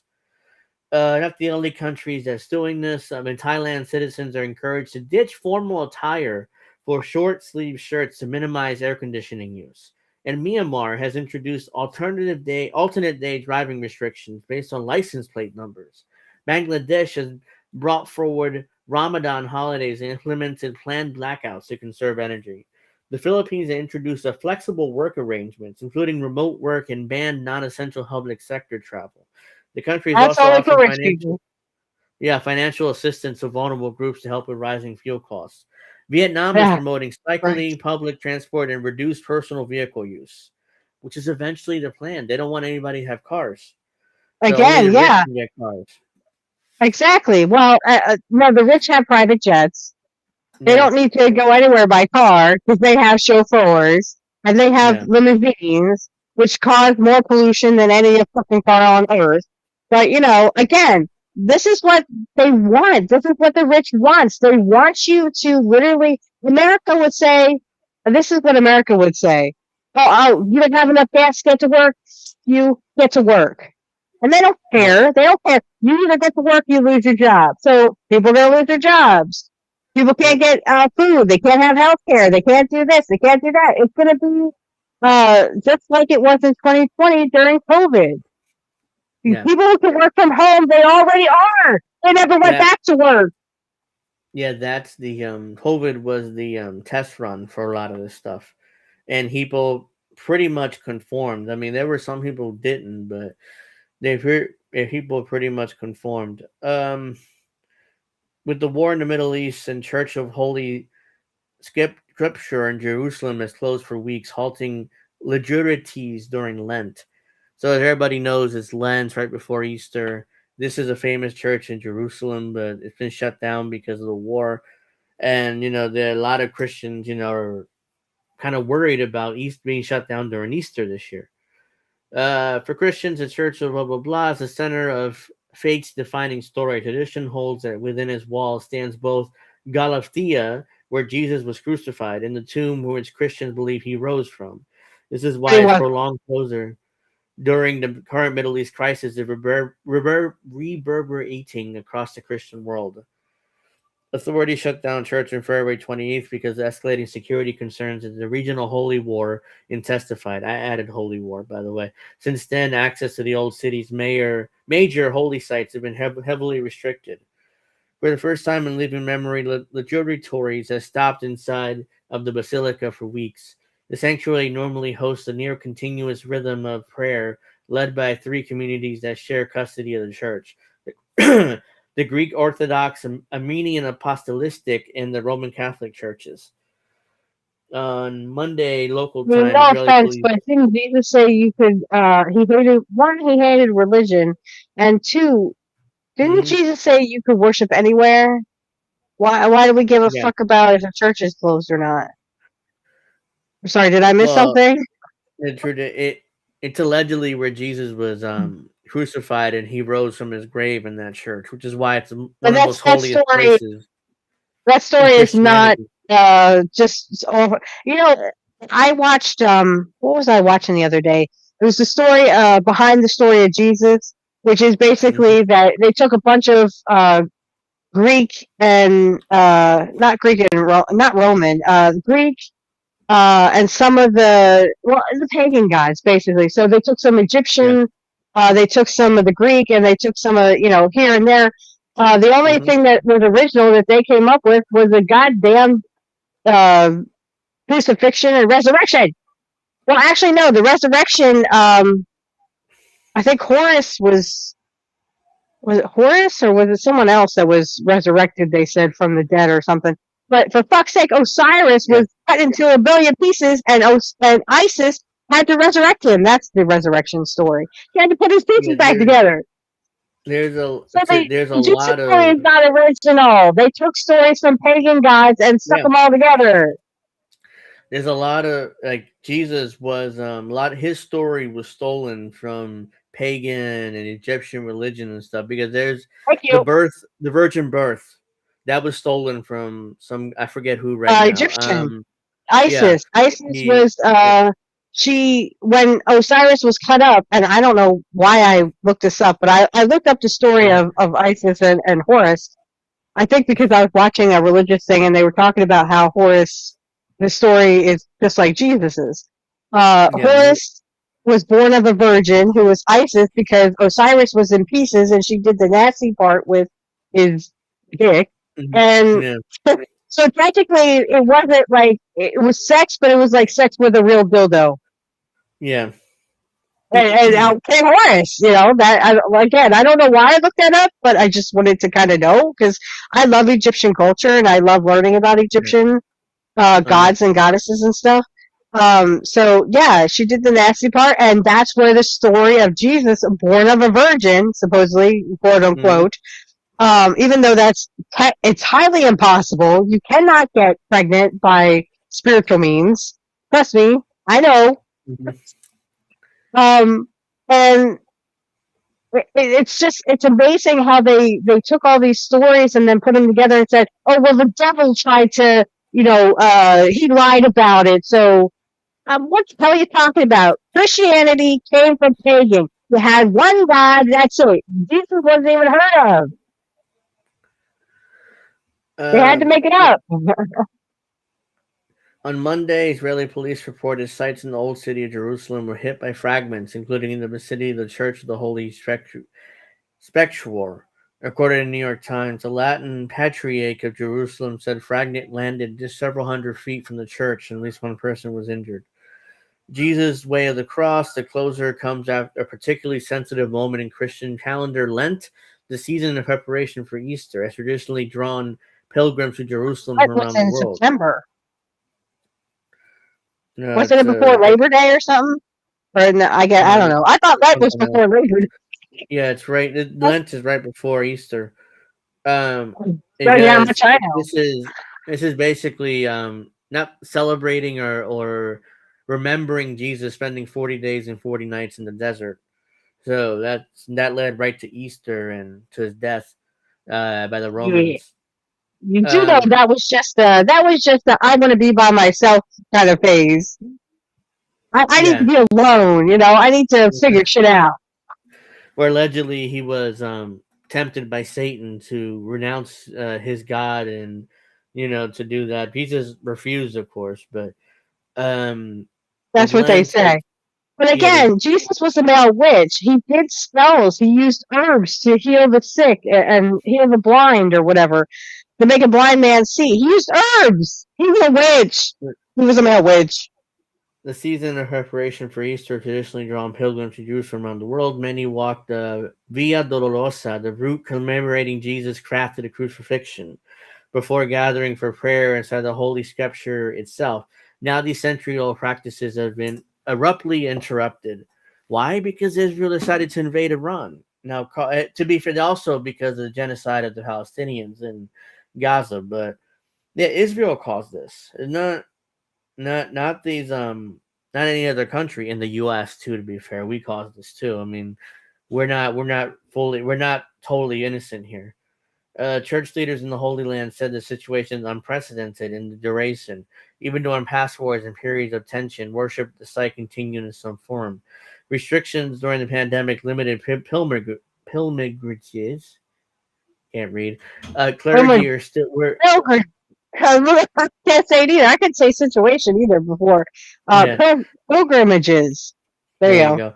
The clergy were still able to celebrate liturgies inside the church. I butchered that word too. The uncertainty now raises Hey, concerns about the coming celebrations of the Holy Week and Easter, the most important days in the Christian calendar. Let's see. Fragments of intercepted Iranian missiles have fallen in parts of Jerusalem during the escalating conflict. The police and emergency services report indicates that debris landed near the old city, including the vicinity of the Church of the Holy Sepulchre. The incidents have intensified fears about safety around the historic sanctuary.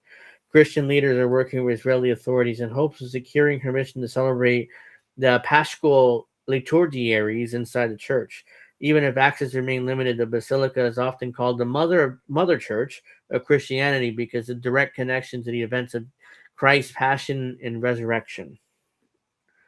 So it keeps that going, but I'm not stupid going to read all this. what is it? Shroud of something or other. The Torah, I shroud think. that they talk about. Yeah, Shroud of they talk Turin, I about the think. shroud. Oh Uh-huh. please, somebody fucking made that up. Oh, this is where Now, Jesus burned his body into the shroud. I'm like, right. yeah, Okay. that Good one. they allegedly recently confirmed that that was actually Jesus' face. Yeah, I saw an article on this. Like, oh wow! I mean, they confirmed that it was Jesus' face in the Shroud of Turin. I think is what it's called. Let's see, the How Golden would they Dome. determine that? I don't know. DNA, I guess, but do they have Jesus' DNA? I don't think Yeah, so. exactly. So I question how they proved it was unless there was a guy named Jesus. There could be a guy named Jesus, but The like only even our way, founding fathers didn't believe that shit. Like I think it was Thomas Jefferson took out all of Jesus's miracles and all the fucking magic, painting, yeah, and he made his own Bible. it's called the Thomas Jefferson Bible, which is in his house Yeah, in Monticello to this day in Virginia. Remember the Golden Dome that Trump is trying to build? Not just like they're trying to build a giant missile defense system. The Iron Dome in Israel barely works. Now we're trying to build one it that's doesn't like work. 10 times the size of the Iron Dome, which Obama funded for Israel, basically, but it doesn't barely works. The Golden Dome cost estimate gross $185 billion. I mean, Yeah, fuck you, uh, poor people. We're just gonna build something that doesn't hurt while you all are yeah. going hungry, eating the bugs. Space Force General Michael Glutien on Tuesday estimated the Golden Dome missile defense system will cost some 185 billion as the U.S. looks to accelerate some space capabilities, up nearly 50% from initial estimates.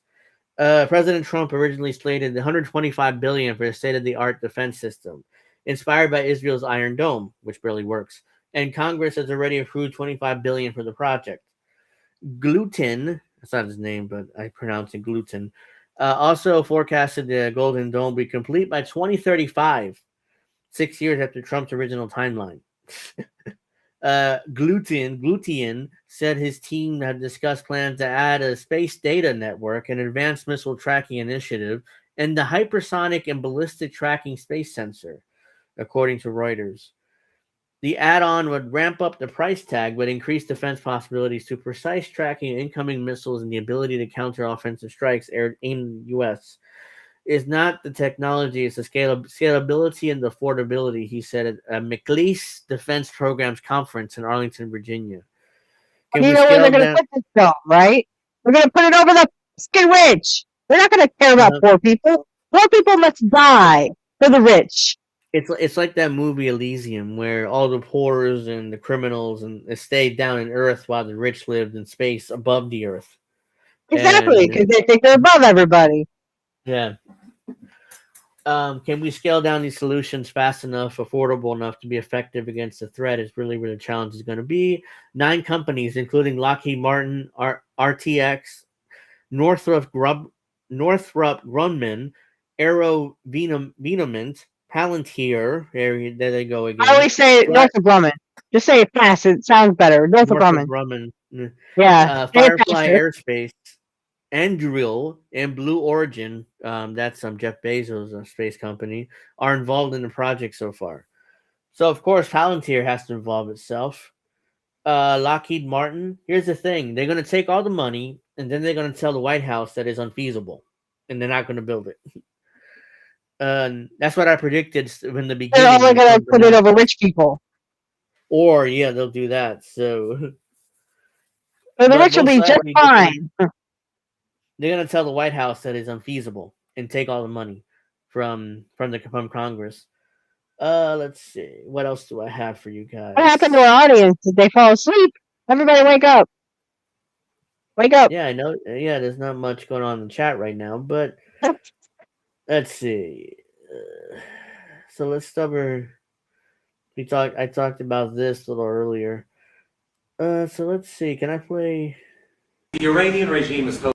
So this is Trump claiming that he's not afraid of Vietnam-style warfare in Iran. The Iranian regime is still. It's not his kids that are going to die. Yeah.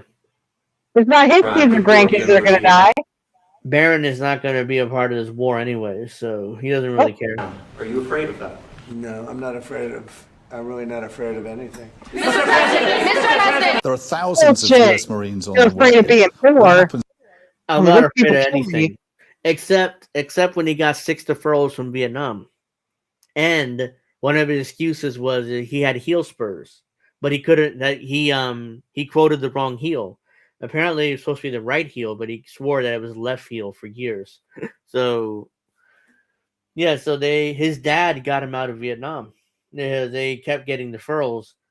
Dick Cheney got deferrals. Trump, Newt Gingrich. All the rich people did. Yep. Yeah. All the rich people. Who else? And there's somebody else that got deferrals. I think wasn't it Lindsey Graham or some older senators have gotten deferrals from Vietnam too.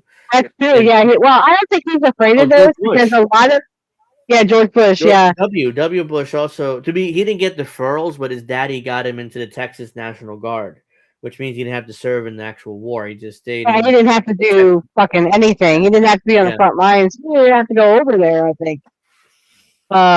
But yeah, you're right, Sean. I don't think he's afraid of the obscene files because again, they're out. We all know that he's a fucking pedophile, but nothing's gonna happen to him because again, his followers literally think that he walks on fucking water. I'm dead serious. Yeah. Let's see. The president said Tuesday he's not afraid to deploy U.S. ground troops in Iran. Speaking from the Oval Office, kids and grandkids. You Trump.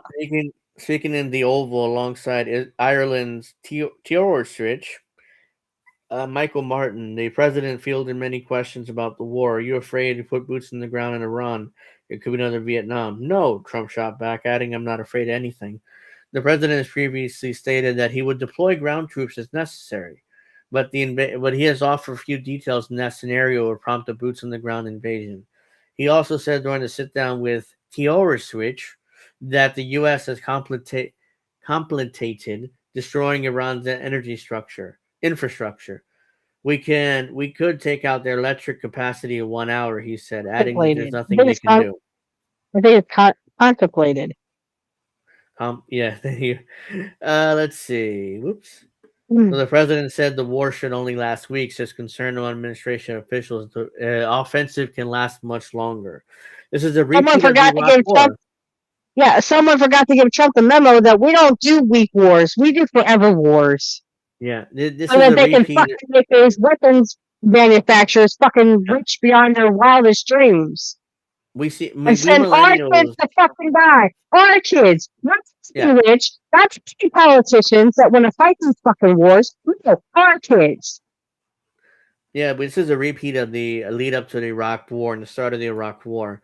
George W. Bush promised it would last weeks. We'd take out Saddam Hussein, then we leave. When he took out Saddam Hussein, he put up the mission accomplished banner, which was infamous. And at least Trump hasn't done that yet, but I wouldn't be surprised if he did something like that. Well, he will. This war will go on for years and years and years. Again, they said Afghanistan was going to be a week's war. They said Iraq was going to be a week's war. They said that, what's the other one? Well, we're in fucking Syria. They said Syria would be, Syria. They said, Libya, don't worry about it. We're not scared there. We're scared over these countries. Right, people, wake the fuck up. Oops. Three sources familiar with the matter told Axios that the Middle East could run into September, a much longer timeline than Trump has discussed publicly. The president was also confronted with the news that his top counterterrorism official, Joe Kent, has resigned over the war.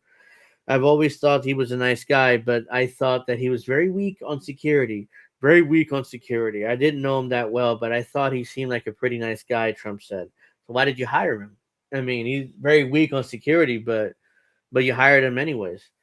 But when I read his statement, I realize that it's a good thing that he's out because he said Iran was not a threat. Well, there wasn't. They weren't a threat. He wasn't wrong. I mean, they're definitely not a threat. But now they're a threat because they're bombing all the Middle East countries and U.S. military bases. But they weren't a threat before. Kent resigned early on Tuesday and published a letter publicly noting how he cannot in good conscience support the ongoing war in Iran. By the way, why hasn't Tulsi Gabbard resigned? I know Alex is not here, but I'm sure he would have brought up Tulsi Gabbard. She's still in the administration, and she was against the war in Iran. She's still a dick sucker. She still sucks the dick of Donald Trump, even though she's a military veteran. See, I think that's all bullshit. I don't think she served at all. I think they just say that. She probably was in the National Guard and didn't go anywhere. I don't know if she saw combat. To be fair, I don't know if she saw combat, but the one thing she claims she was in the military, which she was, but I don't know if she saw combat. It's kind of like Pete Buttigieg. Remember when he was in Afghanistan for 2 weeks and he acts like he served in the military, but he didn't? So it's like very similar to what Pete Buttigieg did. He was some kind of like secretary or something in the military for 2 weeks in Afghanistan. Who's that, and he acts like he served. That lost both her legs. Duck something? What was her name? I don't She lost remember. both her legs. She did serve. And she was still a war criminal. That's because they told her, you will be a war criminal. I forget her name right now, but I know you're talking about the congresswoman who doesn't have legs. Yeah, she lost both her legs to combat. She was actually in combat, and they got to her too. Trust me, they will get to anyone and everyone they can, and they say you will abide by our rules, or you will not be in this club, and we will make sure you disappear somewhere. You got to suck the almighty dick, guys. That's what it's all about. They don't give a fuck about you. They don't give a fuck about your kids, and they want your kids to die for some meaningless bullshit because they know their kids and grandkids are never going to go. Yeah. I agree with Jesse Ventura. I think anyone who wants this war, their kids in Congress or their grandkids, actually both, kids and grandkids, you go fight the fucking things then. Yeah. Yeah, well, the congresswoman referring to Tammy Duckworth, by the way. So Tammy Duckworth, I remember the Duckworth, but yeah, she lost both her legs. She's still like, oh, I love war. Oh, fuck you. I do remember her when she came into office. She was anti the Iraq War because she lost both her legs there. But now today, I mean, she's kind of a warmonger Democrat. When Biden was president, she's pro the Ukraine war. So she's turned into total neocon pretty much, just like everybody else. Yeah. They said, you are going to do what we say, or we will make sure you disappear and no one ever sees you again. That's how it is. You are either in the club or you're not. AOC is the other one, where she won't even come out against the Israeli war in Gaza. She won't come out against the war in Iran. It's like she's keeping her powder dry to run for president. Like, it's super obvious she's running for president. So Alex has died. Yeah, she's desperately trying. I had to be Snow. Snow Gimbo. Where are you, Snow? Alex is off. Alex had to work. We put him to work, you know. Yeah. Alex had to work. He has to make us money. Yeah, so he initially told me he's going to be a little late, but then he realized I have too much work, so I can't really make it. Okay, see you next week, I guess. Blah, blah, blah. Iranian posed no threat to the nation, and it's clear that we started this war due to pressure from Israel and powerful American lobby. He said in his dramatic public breakup with the administration. Evidence that the U.S. is considering ground invasion of Iran is mounting. Last week, the military ordered 2,000 U.S. Marines and their equipment, alongside several naval vessels, to be deployed to the Middle East from the South Pacific near the Philippines. By the way, we have a base in the Philippines, along with like what, 80 countries in the world we have bases. So yeah, this keeps going, but I'm not going to read all this. So basically, Trump is being a chicken hawk again. Is like, I'm not afraid of anything. Meanwhile, he got 6 deferments. So did George W. Bush, so did Dick Cheney, so did Rush Limbaugh. That's what I'm thinking of. He got deferments too from Vietnam. But he was a pro-war Republican for most of his time on the radio. So let's see. Honestly, this is what I'm talking about, guys. If the only thing Trump is scared of is that the poor people are going to rise up against him and make him fight these goddamn wars. Or they're going to cut his head off they're going to delete him for being a fucking child molester. Though, again, MAGA people are so far gone. They're so far brainwashed. They say Trump is not a pedophile, but everybody else is. Listen to how they talk. MAGA does this all the time, but then they did it for Joe Biden, too, because Joe Biden's a pedophile. Oh, well, he's not a pedophile. There's nothing. Bill Clinton, same thing. Old-time Democrats, new-time Democrats. Oh, Bill Clinton's not a pedophile. They're just making that stuff up. Who is silent? And the talking point of Trump being the FBI informant is just absurd. That he would, give up his friends in the FBI. That's a talking point. I think Mike Johnson, the House Speaker, made up an excuse on why Trump wasn't a pedophile. The Trump administration defends Anthropic blacklisting in U.S. court. The U.S. Defense Secretary designated the AI company a supply chain risk after it refused to remove guardrails on its technology. The administration of the United States President Donald Trump has said in a court filing the Pentagon blacklisting Anthropic was justified and lawful, opposing the artificial intelligence company's high-stake lawsuit challenging the decision. Administration made its comments on the court filing Tuesday. Defense Secretary Pete Hegseth designated Anthropic, the maker of popular AI assistant Claude, a national security supply chain risk March 3rd after the company refused to remove guardrails against technology being used for autonomous weapons and domestic surveillance. Wow, I mean, an AI company actually doing the right thing. And, the government's suing them, of course. And the government's like, oh, fuck you, just do what we say and spy on all the peons. Yeah. The Trump administration filing says Anthropic is unlikely to succeed in its claim the U.S. government action violated free speech protections under the U.S. Constitution's First Amendment, asserting that the dispute stems from contract negotiations and national security concerns, not retaliation. But you guys have canceled contracts from them, so it does seem like retaliation. It was only when Anthropic refused to release restrictions on his use on his products, which refusal is conduct and not protected speech. Not protected speech. The president directed all federal agencies to terminate their business relationship with Anthropic. The administration legal filing said the filing from the U.S. Department of Justice said that no one is purported to restrict Anthropic's expressive activity. Anthropic's lawsuit in California federal court asked the judge to block the Pentagon's decision while the case plays out. Some legal experts say the company appears to have a strong case the government overreached. Well, yeah, obviously they're doing retaliation because this company will not allow Claude to be an autonomous weapon, seeker or a domestic surveillance program. So yeah, God forbid you not actually spy on the poors. Because they're too fucking dumb and too willing to suck your dick anyway. Again, people don't understand.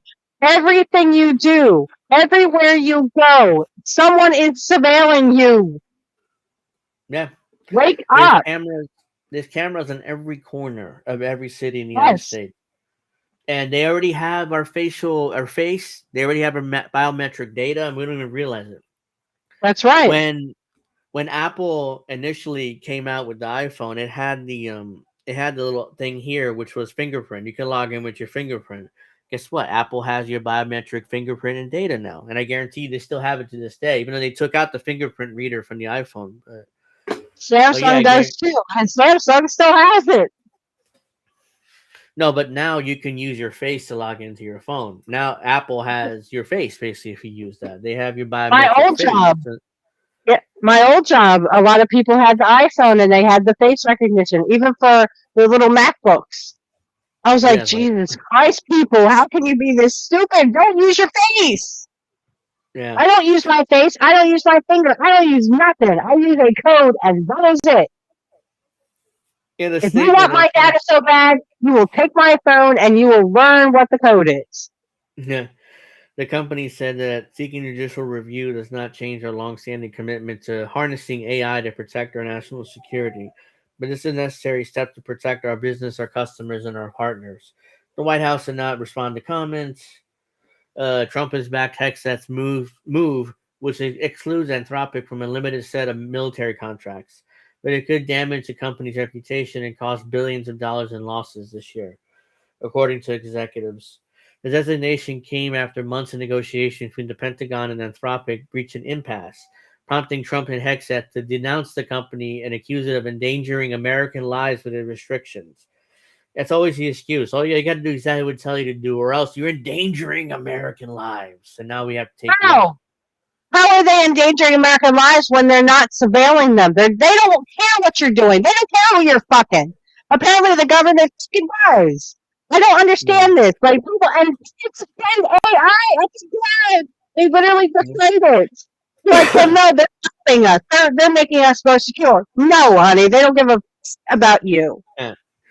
I wish I could grab some of these people and say, "You are literally an idiot." You don't care that they know every website you've ever been on. They know everything that you wear and do, and they can see you through your goddamn camera phones. For fuck's sake, people. Anthropic has disputed this claim, saying that the AI is not safe yet to be used in autonomous weapons. The company also says it opposes domestic surveillance as a matter of principle. So, according to them, Claude is not ready to be used in autonomous weapons, but the administration wants to use it anyways.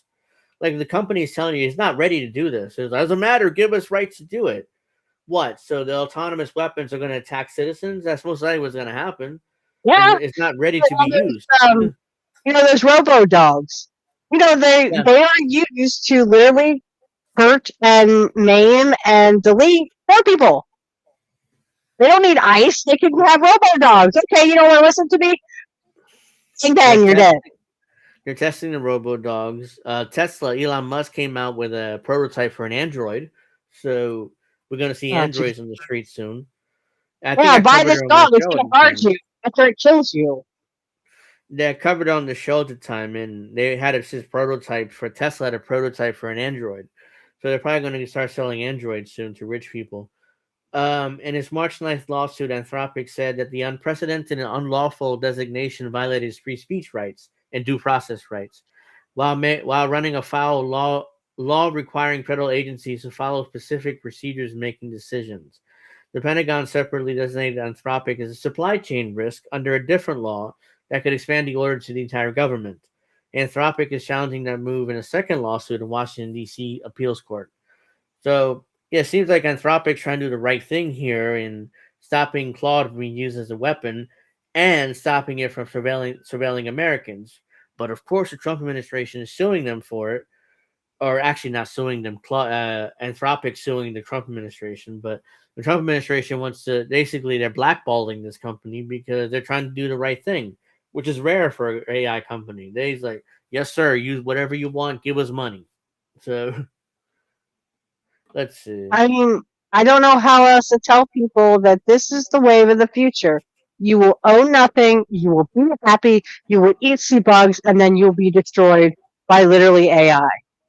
Because they don't give a fuck. They want you to rely on AI. I don't know if these stories are real or not, but I kind of glance at them and just kind of shake my head. Where they were using AI to raise their kids.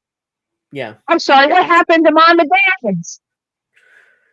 Yeah, we're using AI to educate our kids, uneducate, because we covered early in the show about how kids are using AI. They can barely read and barely write and barely do anything, and they're still graduating them from high school. So remember the strikes, the drug boat strikes? They're continuing, by the way. Nobody's noticed because we're all focused on Iran, but they're continuing. U.S. confirmed 157 killed in maritime strikes. Experts call it extrajudicial. Oh, you don't say. It's definitely extrajudicial. Because Trump administration alleging that they're drug boats, but they're not provided a shred of evidence and not arrested anybody or taken to court. So they're definitely extrajudicial. The United States military has confirmed at least 157 people have been killed in lethal strikes against alleged drug trafficking boats off Latin America, described as a campaign of extrajudicial killing for legal experts. Oh, you don't say. I knew that. I'm not a lawyer. Senior defense official Joseph Humierer said that 47 narco-trafficking vessels have been struck in the Caribbean and Eastern Pacific since the campaign began in September. In a written statement to Congress, added by lawmakers on Tuesday, whether the quantity of drugs entering the U.S. has gone down. Humierer said that the movement of drug trafficking vessels have decreased by 20% in the Caribbean. That's the question they asked. They asked if drugs entering the U.S. have gone down. Well, he's talking about how drug trafficking. Yeah, it's not gone down, but he got around the question by saying, "Well, drug trafficking vessels decreased by 20%." That's not what they asked. They asked whether drugs entering the U.S. is lowered. Yeah, so no, it's gone up. You know how they get it here? Yeah. They get it by plane. Yeah, it hasn't. So we measure the decrease in movement of vessels. Again, that's not what they asked. They asked if drugs, overall drugs into the U.S. have gone down. But there's no terms of the drugs actually getting into the U.S. Representative Adam Smith responded. It's a lie. Yeah, experts have expressed skepticism that the strikes are having any significant impact on the drug trade. They haven't. And legal scholars said that the campaign is a clear violation of international law. The Trump doesn't care. And is blurring the distinction between armed conflict and criminal activity. Under international law, military force is permitted for the former, but not for the latter. The Inter-American Commission on Human Rights is holding hearings on the strikes, and advocates hope that the hearing should open a door to possible legal accountability for the responsible. Bullshit. That's not happening. The U.S. is not going to be held responsible for this. And even if the IACHR tried to, you think Trump cares? It's like, go fuck yourselves. I'm going to continue doing this. What are you going to do about it?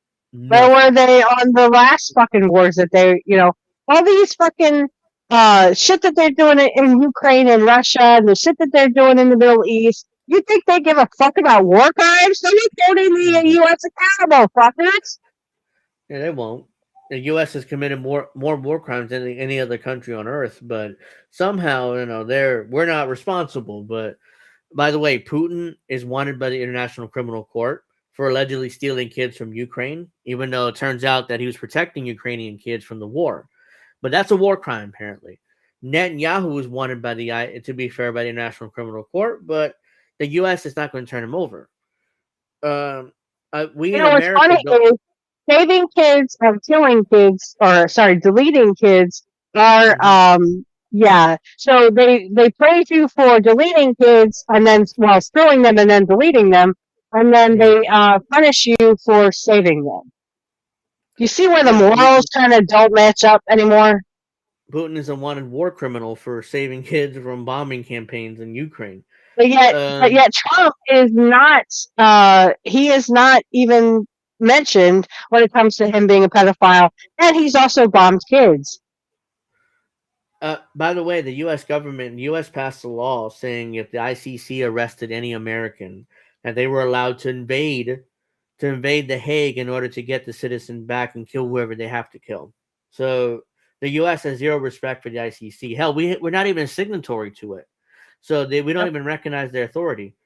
The Pentagon has shared videos on social media showing the strikes on the vessels, but provided a few details about those killed or evidence in their status as drug vessels. Oh, by the way, those videos look like Call of Duty. I made this point before. They're trying to propagandize kids into fighting these wars and bombing these ships or boats. Like, hey, look, it's like Call of Duty. And kids get tricked into that and join the military, but they don't realize they're killing real people. Unlike Call of Duty, where it's a video game. The administration of U.S. President Donald Trump has embraced a militarized approach to combating drug trafficking that has allowed the U.S. to expand its military footprint across the region. The U.S. has stepped up collaboration with friendly governments such as Ecuador and threatened military strikes against countries like Mexico and Colombia, and do not do more to accommodate U.S. demands. So if you think that Trump is literally fighting drugs, you are an idiot. You are the Yeah, thank idiot of the you. highest order. Thank you, Sean. The Hague Invasion Act. Yeah, that's what I was referring to. But I didn't remember the name of the law. But I do remember they passed a law basically saying they're allowed to invade the Hague if they even arrest an American citizen, any American citizen, and mostly who commit war crimes are the elite. So definitely, they're going to go and rescue them and kill whoever they have to at the Hague in order to get that American back. So let's see. Whoops. I don't know if we're having anything else. Hold on. I might have one more thing, but before we go, but I just don't remember where it's at right now. Either it's on Twitter or it's on my YouTube. But hold on. Not that one. What is this one? If you think that Trump is fighting drugs or this drug war, you're a fucking moron. You Here don't you think. go. This is the one I wanted to cover before we go. This is So not if about everybody, drugs. Hang on. This is not about drugs, guys. This was never about drugs. What this was about was the fucking the fact that Trump wants to distract from the fact that he's in his Epstein files and he's fucking kids and he's been fucking kids all along and he's going to continue to kids. Guys, yeah, keep your eye on the prize. Trump doesn't give a fuck if you literally kill yourself, or sorry, if you self-delete because you take drugs. They don't care about if you take on drugs. They don't care about you. They want you to take the drugs. It's called pharmaceuticals. They want you to be on antidepressants, so you self-delete. yeah, it's the painkillers. They're legal drugs. They're legal. They get addicted to it. It's perfectly legal, even though it should be illegal to have these like morphine and these strong painkillers. So California, as everybody knows, they passed the Digital Age Assurance Act, AB 1043, forces phones to collect your birthday to set up broadcast your age brackets every app starting 2027. Built-in spying. States already ahead or similar 2025-2026 laws. Utah, Texas, Louisiana, App Store age signal parental consent, some effective in 2026 but facing challenges. Next likely violators, Alabama enacted App Store Accountability Act in 2026, plus Colorado, New York, Washington, Illinois, considering voting on similar OS app age verification bills. More states are pushing device-level tracking for kids' safety. Expect bullshit. Wave of eroding privacy rights nationwide. No, they don't give a fuck about the kids. The problem is California, the bill is so broad that is demanding age verification on free open source software. If you guys don't know what open source software is, it's like it's free software. I know you do, but some of the audience may not. It's free to use software. Yeah, OBS is free open broadcasting software. That's free source. That's open source. So like Thunderbird, we're talking Linux. Thunderbird, Linux. Some of Linux is open. LibreOffice or some like that's what's called Libre.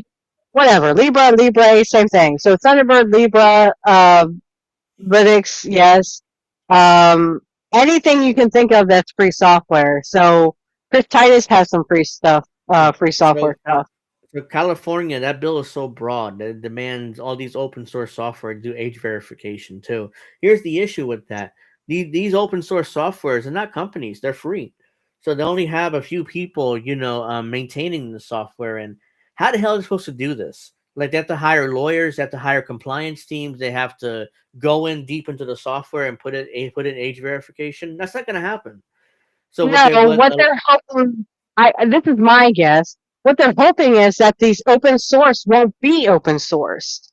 So, what was it? Open Office or something like that.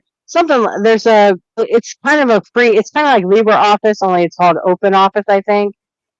Which is also like, you don't have to pay for Word or Excel or anything. It's kind of like, it's an open source. And they're hoping, the thing is, these companies hate open source. They don't like it. They hate it because, again, they don't want poors to have free stuff. Okay. So, I see that Microsoft they got rid of Windows Mail. You know how Windows Mail was in Windows 10? Yeah. There is no Windows Mail anymore. It's Outlook or it's Thunderbird. Outlook. Yeah. And Thunderbird, you have to pay for it. Thunderbird is something that's a free source. But again, they're doing all this stuff. They're saying we don't like open source because we don't want poor people to have free stuff. So we're going to demand that all these open source products have some kind of age verification or some kind of law where they have to do this, that, and the other thing. And if they don't, they'll lose that open sourceness. So they'll make it not free anymore or go out of business. If they go out of business, guess what? No more open source stuff, no more free stuff. So you have to pay for stuff. That I didn't think of. So it's a two-pronged approach. One is eroding your privacy, and two, trying to get rid of open source software for that reason. I didn't think of that one. That's a good point. But this guy's going to talk about how some open source software, or not companies, but people are kind of geo-blocking California because basically blocking people in California using their software. So it could be true, yeah. Affect everyone. California just passed a law that requires your phone to spy on you. Not a suggestion, not a terms of service update that you can opt out of, but a legal requirement. Every app you open, every launch, every download, your device is now required to report information about you to anyone who asks. They call it a safety feature, but I'm going to prove that it's something much more dangerous than that. California just passed a new law, and on the surface it sounds reasonable. Age verification, about protecting the kids.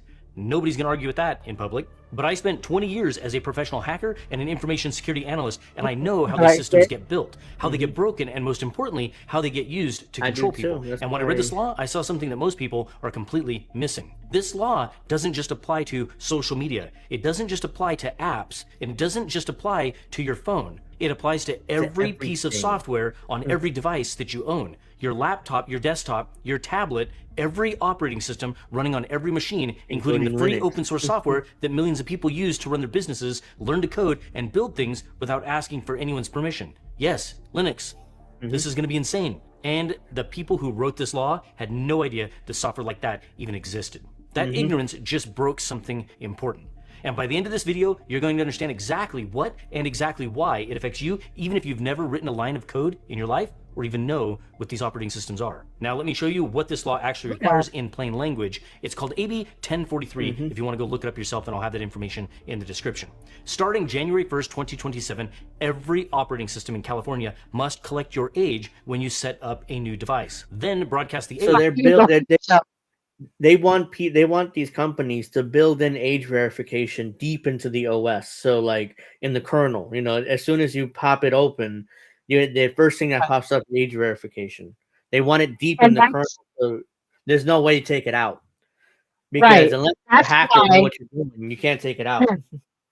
Well, and that's why I just saw a video about this. Chris Titus, who, for anyone in the IT field, if you don't know who Chris Titus is, it's because you're not IT. But Chris Titus talked about this, where in the developmental Windows 11, they make it so that you cannot, no matter which, if you do the OOBE /bypass NRO to make a local account on Windows 11, because Microsoft demands that you make a Microsoft account now on Windows 11, unless you're deficient, you know how to get around it, right?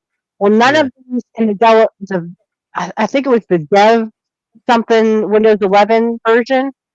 Yeah. I found a way around that. It's like start underscore something or other. But anyway, I found a way around the OOBE. If that doesn't work, you do the start local only, right? So it's a command that you run in the command prompt. I'm starting to learn code now in my IT class, so we're getting to that code. So it's like, okay, so I kind of know what you're talking about, but yeah, well, there is so during the setup of Windows 11, if you do a Shift F10 or an FN Shift 10 F10, you can actually put in a command, and you can look this up. I'm sure they have YouTube videos about it. This is how I learned how to do it. Is you can put in a couple commands, either OOBE / bypass NRO, or you could do this start safe, MS local only. But in this new Windows Dev, you can't do any of those. So Chris Titus says there is a way around it. You just have to, follow. If you want to look it up, it's Chris Titus, and Windows 11 won't allow you a local account. Where in Windows 10, you could I mean, you always made a local account, right? You didn't have to sign in if you didn't want to. But really, what this is telling everybody, and this should scare the fuck out of everybody. I hope there's ways around it, but this is where you literally will not own any devices unless you give up your age. And I tell them to go fuck themselves. I am the wrong age. And what are they going to do about it? They're going to fucking do nothing. I don't have to give you my birthday. Fuck you. Yeah, This is so they can literally, they know everything about you. And I've been telling people this forever. This is where digital ID will come into it. They will know everything about you. Yeah, but the people who wrote this law are middle-aged politicians. They don't know about Linux and how open source software work, which is why They don't care. a lot of this They open honestly source don't software care. they're going to geo-lock it, including Linux. Problem is, a lot of businesses run Linux because it's free software. So the IT department can set it up whatever way they want. If they ban Linux bans California, they're screwed. They're going to have to go to Windows and whatever, and it's going to be a disaster for businesses out there. So, That's true. The other thing is they will also have to, because again, the people, I have a lot of Amish customers who use Thunderbird because it is a free software and it will literally do Gmail just fine. It will literally do Outlook just fine. Outlook emails. It will pretty much do any kind of, exchange. If you have exchange emails, if you have your own domain, it will do that too. Again, we've been having a lot of issues with Outlook and Gmail. Outlook and Gmail, the Outlook Classic, I should say. The Outlook Classic and Gmail just don't want to work exclusively with each other. I was on the phone for at least 2 hours trying to get Gmail to work in Outlook Classic with a customer, and it just wasn't working out. He had to use the Gmail webmail. So here you go. Thunderbird doesn't do that. It doesn't even worry about Gmail's authentication to the process bullshit. Google prefers you use their email thing instead of trying to work with Outlook or whatever. So Thunderbird doesn't have that problem. So. Yeah. App that asks for it. And when they say every operating system, they mean every operating system. Your smart TV, your 3D printer, your refrigerator, even potentially your thermostat, any device with software that connects to an app store to receive updates or downloads is covered under this law. California just decided that your television may need to know how old you are before it turns on. Now you get sorted into one of 4 age brackets. Under 13, 13 to 15, 16 to 17, and 18 and over. And that signal follows you everywhere. Every app, every launch, and every download. Now here's where it falls apart completely. Think about servers that run on the internet. Not your laptop, but the machines in the background, the ones processing your Google searches, streaming your video, routing your payments. Those machines have no screen, no keyboard, no user sitting in front of them. They spin up, they do a job, and they get shut down, sometimes even in seconds. There is no one there to enter a birthday. There is no account setup screen. There is no age to verify. California just mandated age verification for machines that have no humans operating them. This law doesn't even know machines like that exist. It doesn't even make sense. And that is the most dangerous kind of law that there is. One written by people who are technically illiterate about what they're regulating. Here's the moment that stopped me. All they do care is that you will subscribe. We will know everything about you. You will own nothing, be happy, and eat sea bugs. They don't care about all this technology. They don't care to know anything about it. That's not the point. The point is they want to know everything you're doing. They want to get into your lives. They want to make sure that you're on digital ID so that if they need to deny you for something, they healthcare. Deny you healthcare. You go to the grocery store and try to buy meat, and they say, "Sorry, you've had too much meat this month. You're denied." Oh. So he's going to talk about an open source calculator here and how they geo-lock California. So this stopped me cold. A calculator, not a social media platform, not a streaming service, an open source calculator firmware. Now, open source means that the code is public, that anyone can see it, anyone can use it, nobody owns it, and it's built by volunteers mostly, and it's used by students and engineers and hobbyists all over the world. This calculator firmware software just geo-blocked the entire state of California. Not because they did anything wrong, not because anyone was harmed by their calculator, but because complying with this law would require them to build age verification infrastructure into a calculator. They don't have the lawyers, the budget, or the engineers to even do it. So they did the only thing that they could. They put up a sign that says, you know what, California? You're not welcome here. Now let that land Yeah, for a you can go second. fuck yourself. California passed a law so Yeah. broad, It's so so broad, disconnected from reality ridiculous. that a calculator had to ban the entire state. And it doesn't stop there. There's a small open source operating system called Midnight BSD, and they made the same announcement, same decision, same reason. They can't fight it, they can't comply with it, they just have to keep coding and believe that the software should be free. Two completely different pieces of software, two completely different teams, but one identical conclusion. And that's what I California was just made trying to building free say. software a legal. Yeah, open source is now That's legal what I liability in California. That's a right. great That's point. that's why I was making the point of, again, these free softwares are not in the, it's not like you buy a subscription to them. That's why it's called open source. It's open source because anyone can use it. Okay, but also if something goes wrong with it, guess what? Then you're kind of fucking on your own. But I mean, open source is open source for a reason, and the reason why they want to keep it open source, many of the companies do, is because they want people to use their software.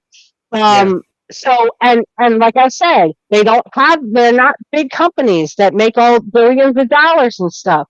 These are companies that are pretty much very small business kinds, like Open Office, again, Linux, they oh Jesus, Thunderbird, Firefox, all these people that make all these free and open Mozilla, source. they're open source. I Mozilla, love them.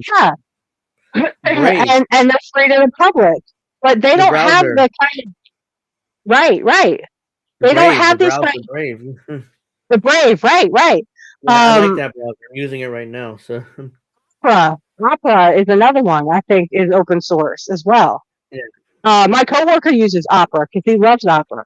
yeah, It's a Opera is web browser. open source. Yeah, Yeah, old school, but I mean, I used to use Opera and then I stopped because there's too many plugins that weren't available for it. So, but I would use it again instead of Chrome. It's just I do everything with Chrome, so I might as well stay there. All my shit yeah, and shit. But anyway, what I meant by, and again, I was explaining this because again, these open source are trying to remain open source. So if California fucks up and says, well, you have to have this code in here that verifies everybody's name and address and we know everything about them, and they say, no, go fuck yourself. We want to remain an open source. So if they have to say, to California, that's what they're going to do. And remember, Gavin Newsom is the governor of California. Pass this fucking bill in the first place. Because Gavin Newsom does not give a fuck about you. He wants to know every fucking thing you do, every person you talk to, every person you fuck during the day or night. They want to know everything you do. They want to watch you, which is why I always have my camera off. They watch you jack off all day. Because that's what they want to do. They want to get you on digital ID so that you really have to bow down to the government and, well, sorry, you already had your meat for this month. Sorry, you already have enough gasoline. You had so much gasoline this month. Sorry, we're going to turn your fucking air and heat off in the middle of summer and winter so you fucking freeze to death. Well, sorry, you already had your energy enough for the month. No, guys, that's not how this is. I don't want a smart, I never, ever will buy a smart refrigerator. I will never have someone tell me that I have to have a smart, temperature gauge? That's what I call it. Thermostat, yeah. I have an old-fashioned one where you turn the thing up and down. We don't have to go into a... There's some electric companies in some states that are basically trying to force smart meters onto people, and people have to keep refusing them, but they're still coming out and trying to install them without you knowing about it. So they're trying to force smart meters on people.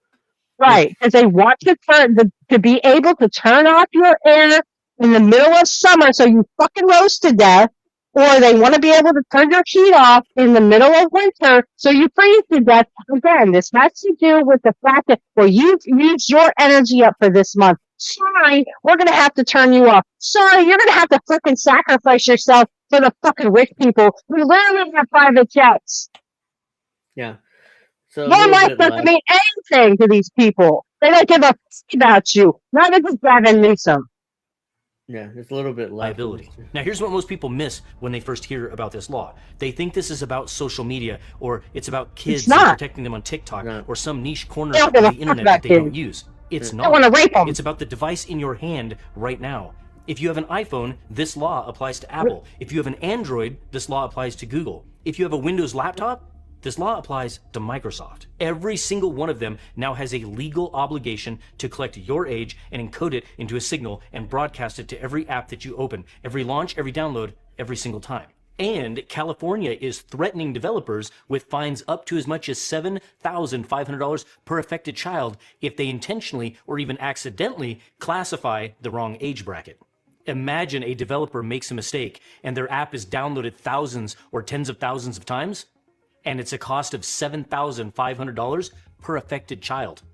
That's bankruptcy. And here's the part that caught me this morning. I opened the App Store on my iPhone to install an app, and before I could do anything, a screen appeared and said, hey, there's an age-appropriate experience in the apps now. Share that you're an adult, so you're not limited to child and teen content. I didn't ask for that screen. I didn't trigger it. It just appeared. Well, and my phone hasn't done that yet, to be fair. So maybe he lives in California, and Apple's already kind of pre-installing the software, even though it doesn't apply until next year. Let me see. Let me open up my app store here. No, I haven't gotten it here in New Jersey. So we're not considering a law here, as far as I know. They're going to do this. I wouldn't be surprised if they did. Hang on. I have an Android. I have a Samsung Ultra 24. So hang on. And I'm in Pennsylvania. I'm trying to download something. Where is my app store? Here it is. No, I'm downloading HBO Max now, and it's not asking me for age verification. And if it does, I'm gonna lie and say it's none of your fucking business. Yeah, lie about it and say, like, instead of being 39, like I'm 35, whatever. That's all they really. Yeah, I'm 80 years old, motherfucker. Go fuck yourself. There's got to be a way around it where you could just fucking lie and say, yeah, I'm fucking 50 or something. So it's basically just age verification. They're not asking for your ID, or at least not yet. So you can lie about your age and just move on. Yeah, so it's easy to get around age verification for now, at least. They're doing that in, did they say Australia? They're doing that in Australia, where if you do a Google search, you have to provide ID. And I say, go fuck yourself. Australia is like the testing ground for that. See whether people will do it. So it's like they were testing ground for others. If you don't like it, suck a dick. I ain't doing it. Yeah, so I wanted to cover that because I thought we're both techies here and we're geeking out, and it's important. It's still important to talk about that. So, all right, so we're way past our time. It's like 9:25, but yeah, so we're gonna wrap it up there. We doing pro wrestling talk tomorrow, or you still got stuff to do? Yes, sir. Nope, okay. I have nothing to do tomorrow. Well, I have a little bit of stuff to do because it is Ostara. Blessed Ostara to everybody. It's the pagans' Easter. Is what they call it. I am going to be making eggs, and I have to do my show tomorrow too. My Nobody Beats Kurt Hennig. Nobody. Please check that out. It will be coming out both episodes on YouTube and Rumble this week because I had to kind of coordinate his birthday one because his birthday episode comes out on the 28th. Of March, so because that is Kurt's real birthday, so both episode 131, I believe it is, will be coming out on March 22nd for both YouTube and Rumble at 9:00 at night. So just be aware for that schedule change. It will go back to normal after the 28th, but that scheduling change will happen. I did that on purpose so that people could enjoy the 131, but then also enjoy his birthday 132 episode, and you have enough time to watch both. So March 22nd, I just want to let everyone know of that programming change, that it will be coming out. Usually it comes out Sunday on Rumble and then Thursday on YouTube. That programming change will be effect only these 2 weeks. So this week and next week, both YouTube and Rumble will be coming out on March 22nd and then March 28th. So little programming change, but it will go back to normal after the 28th. Mm-hmm.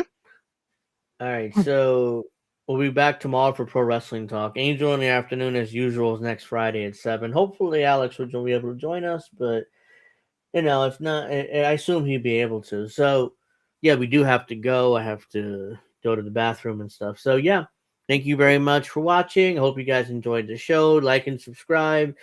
Pro Wrestling Talk is tomorrow, and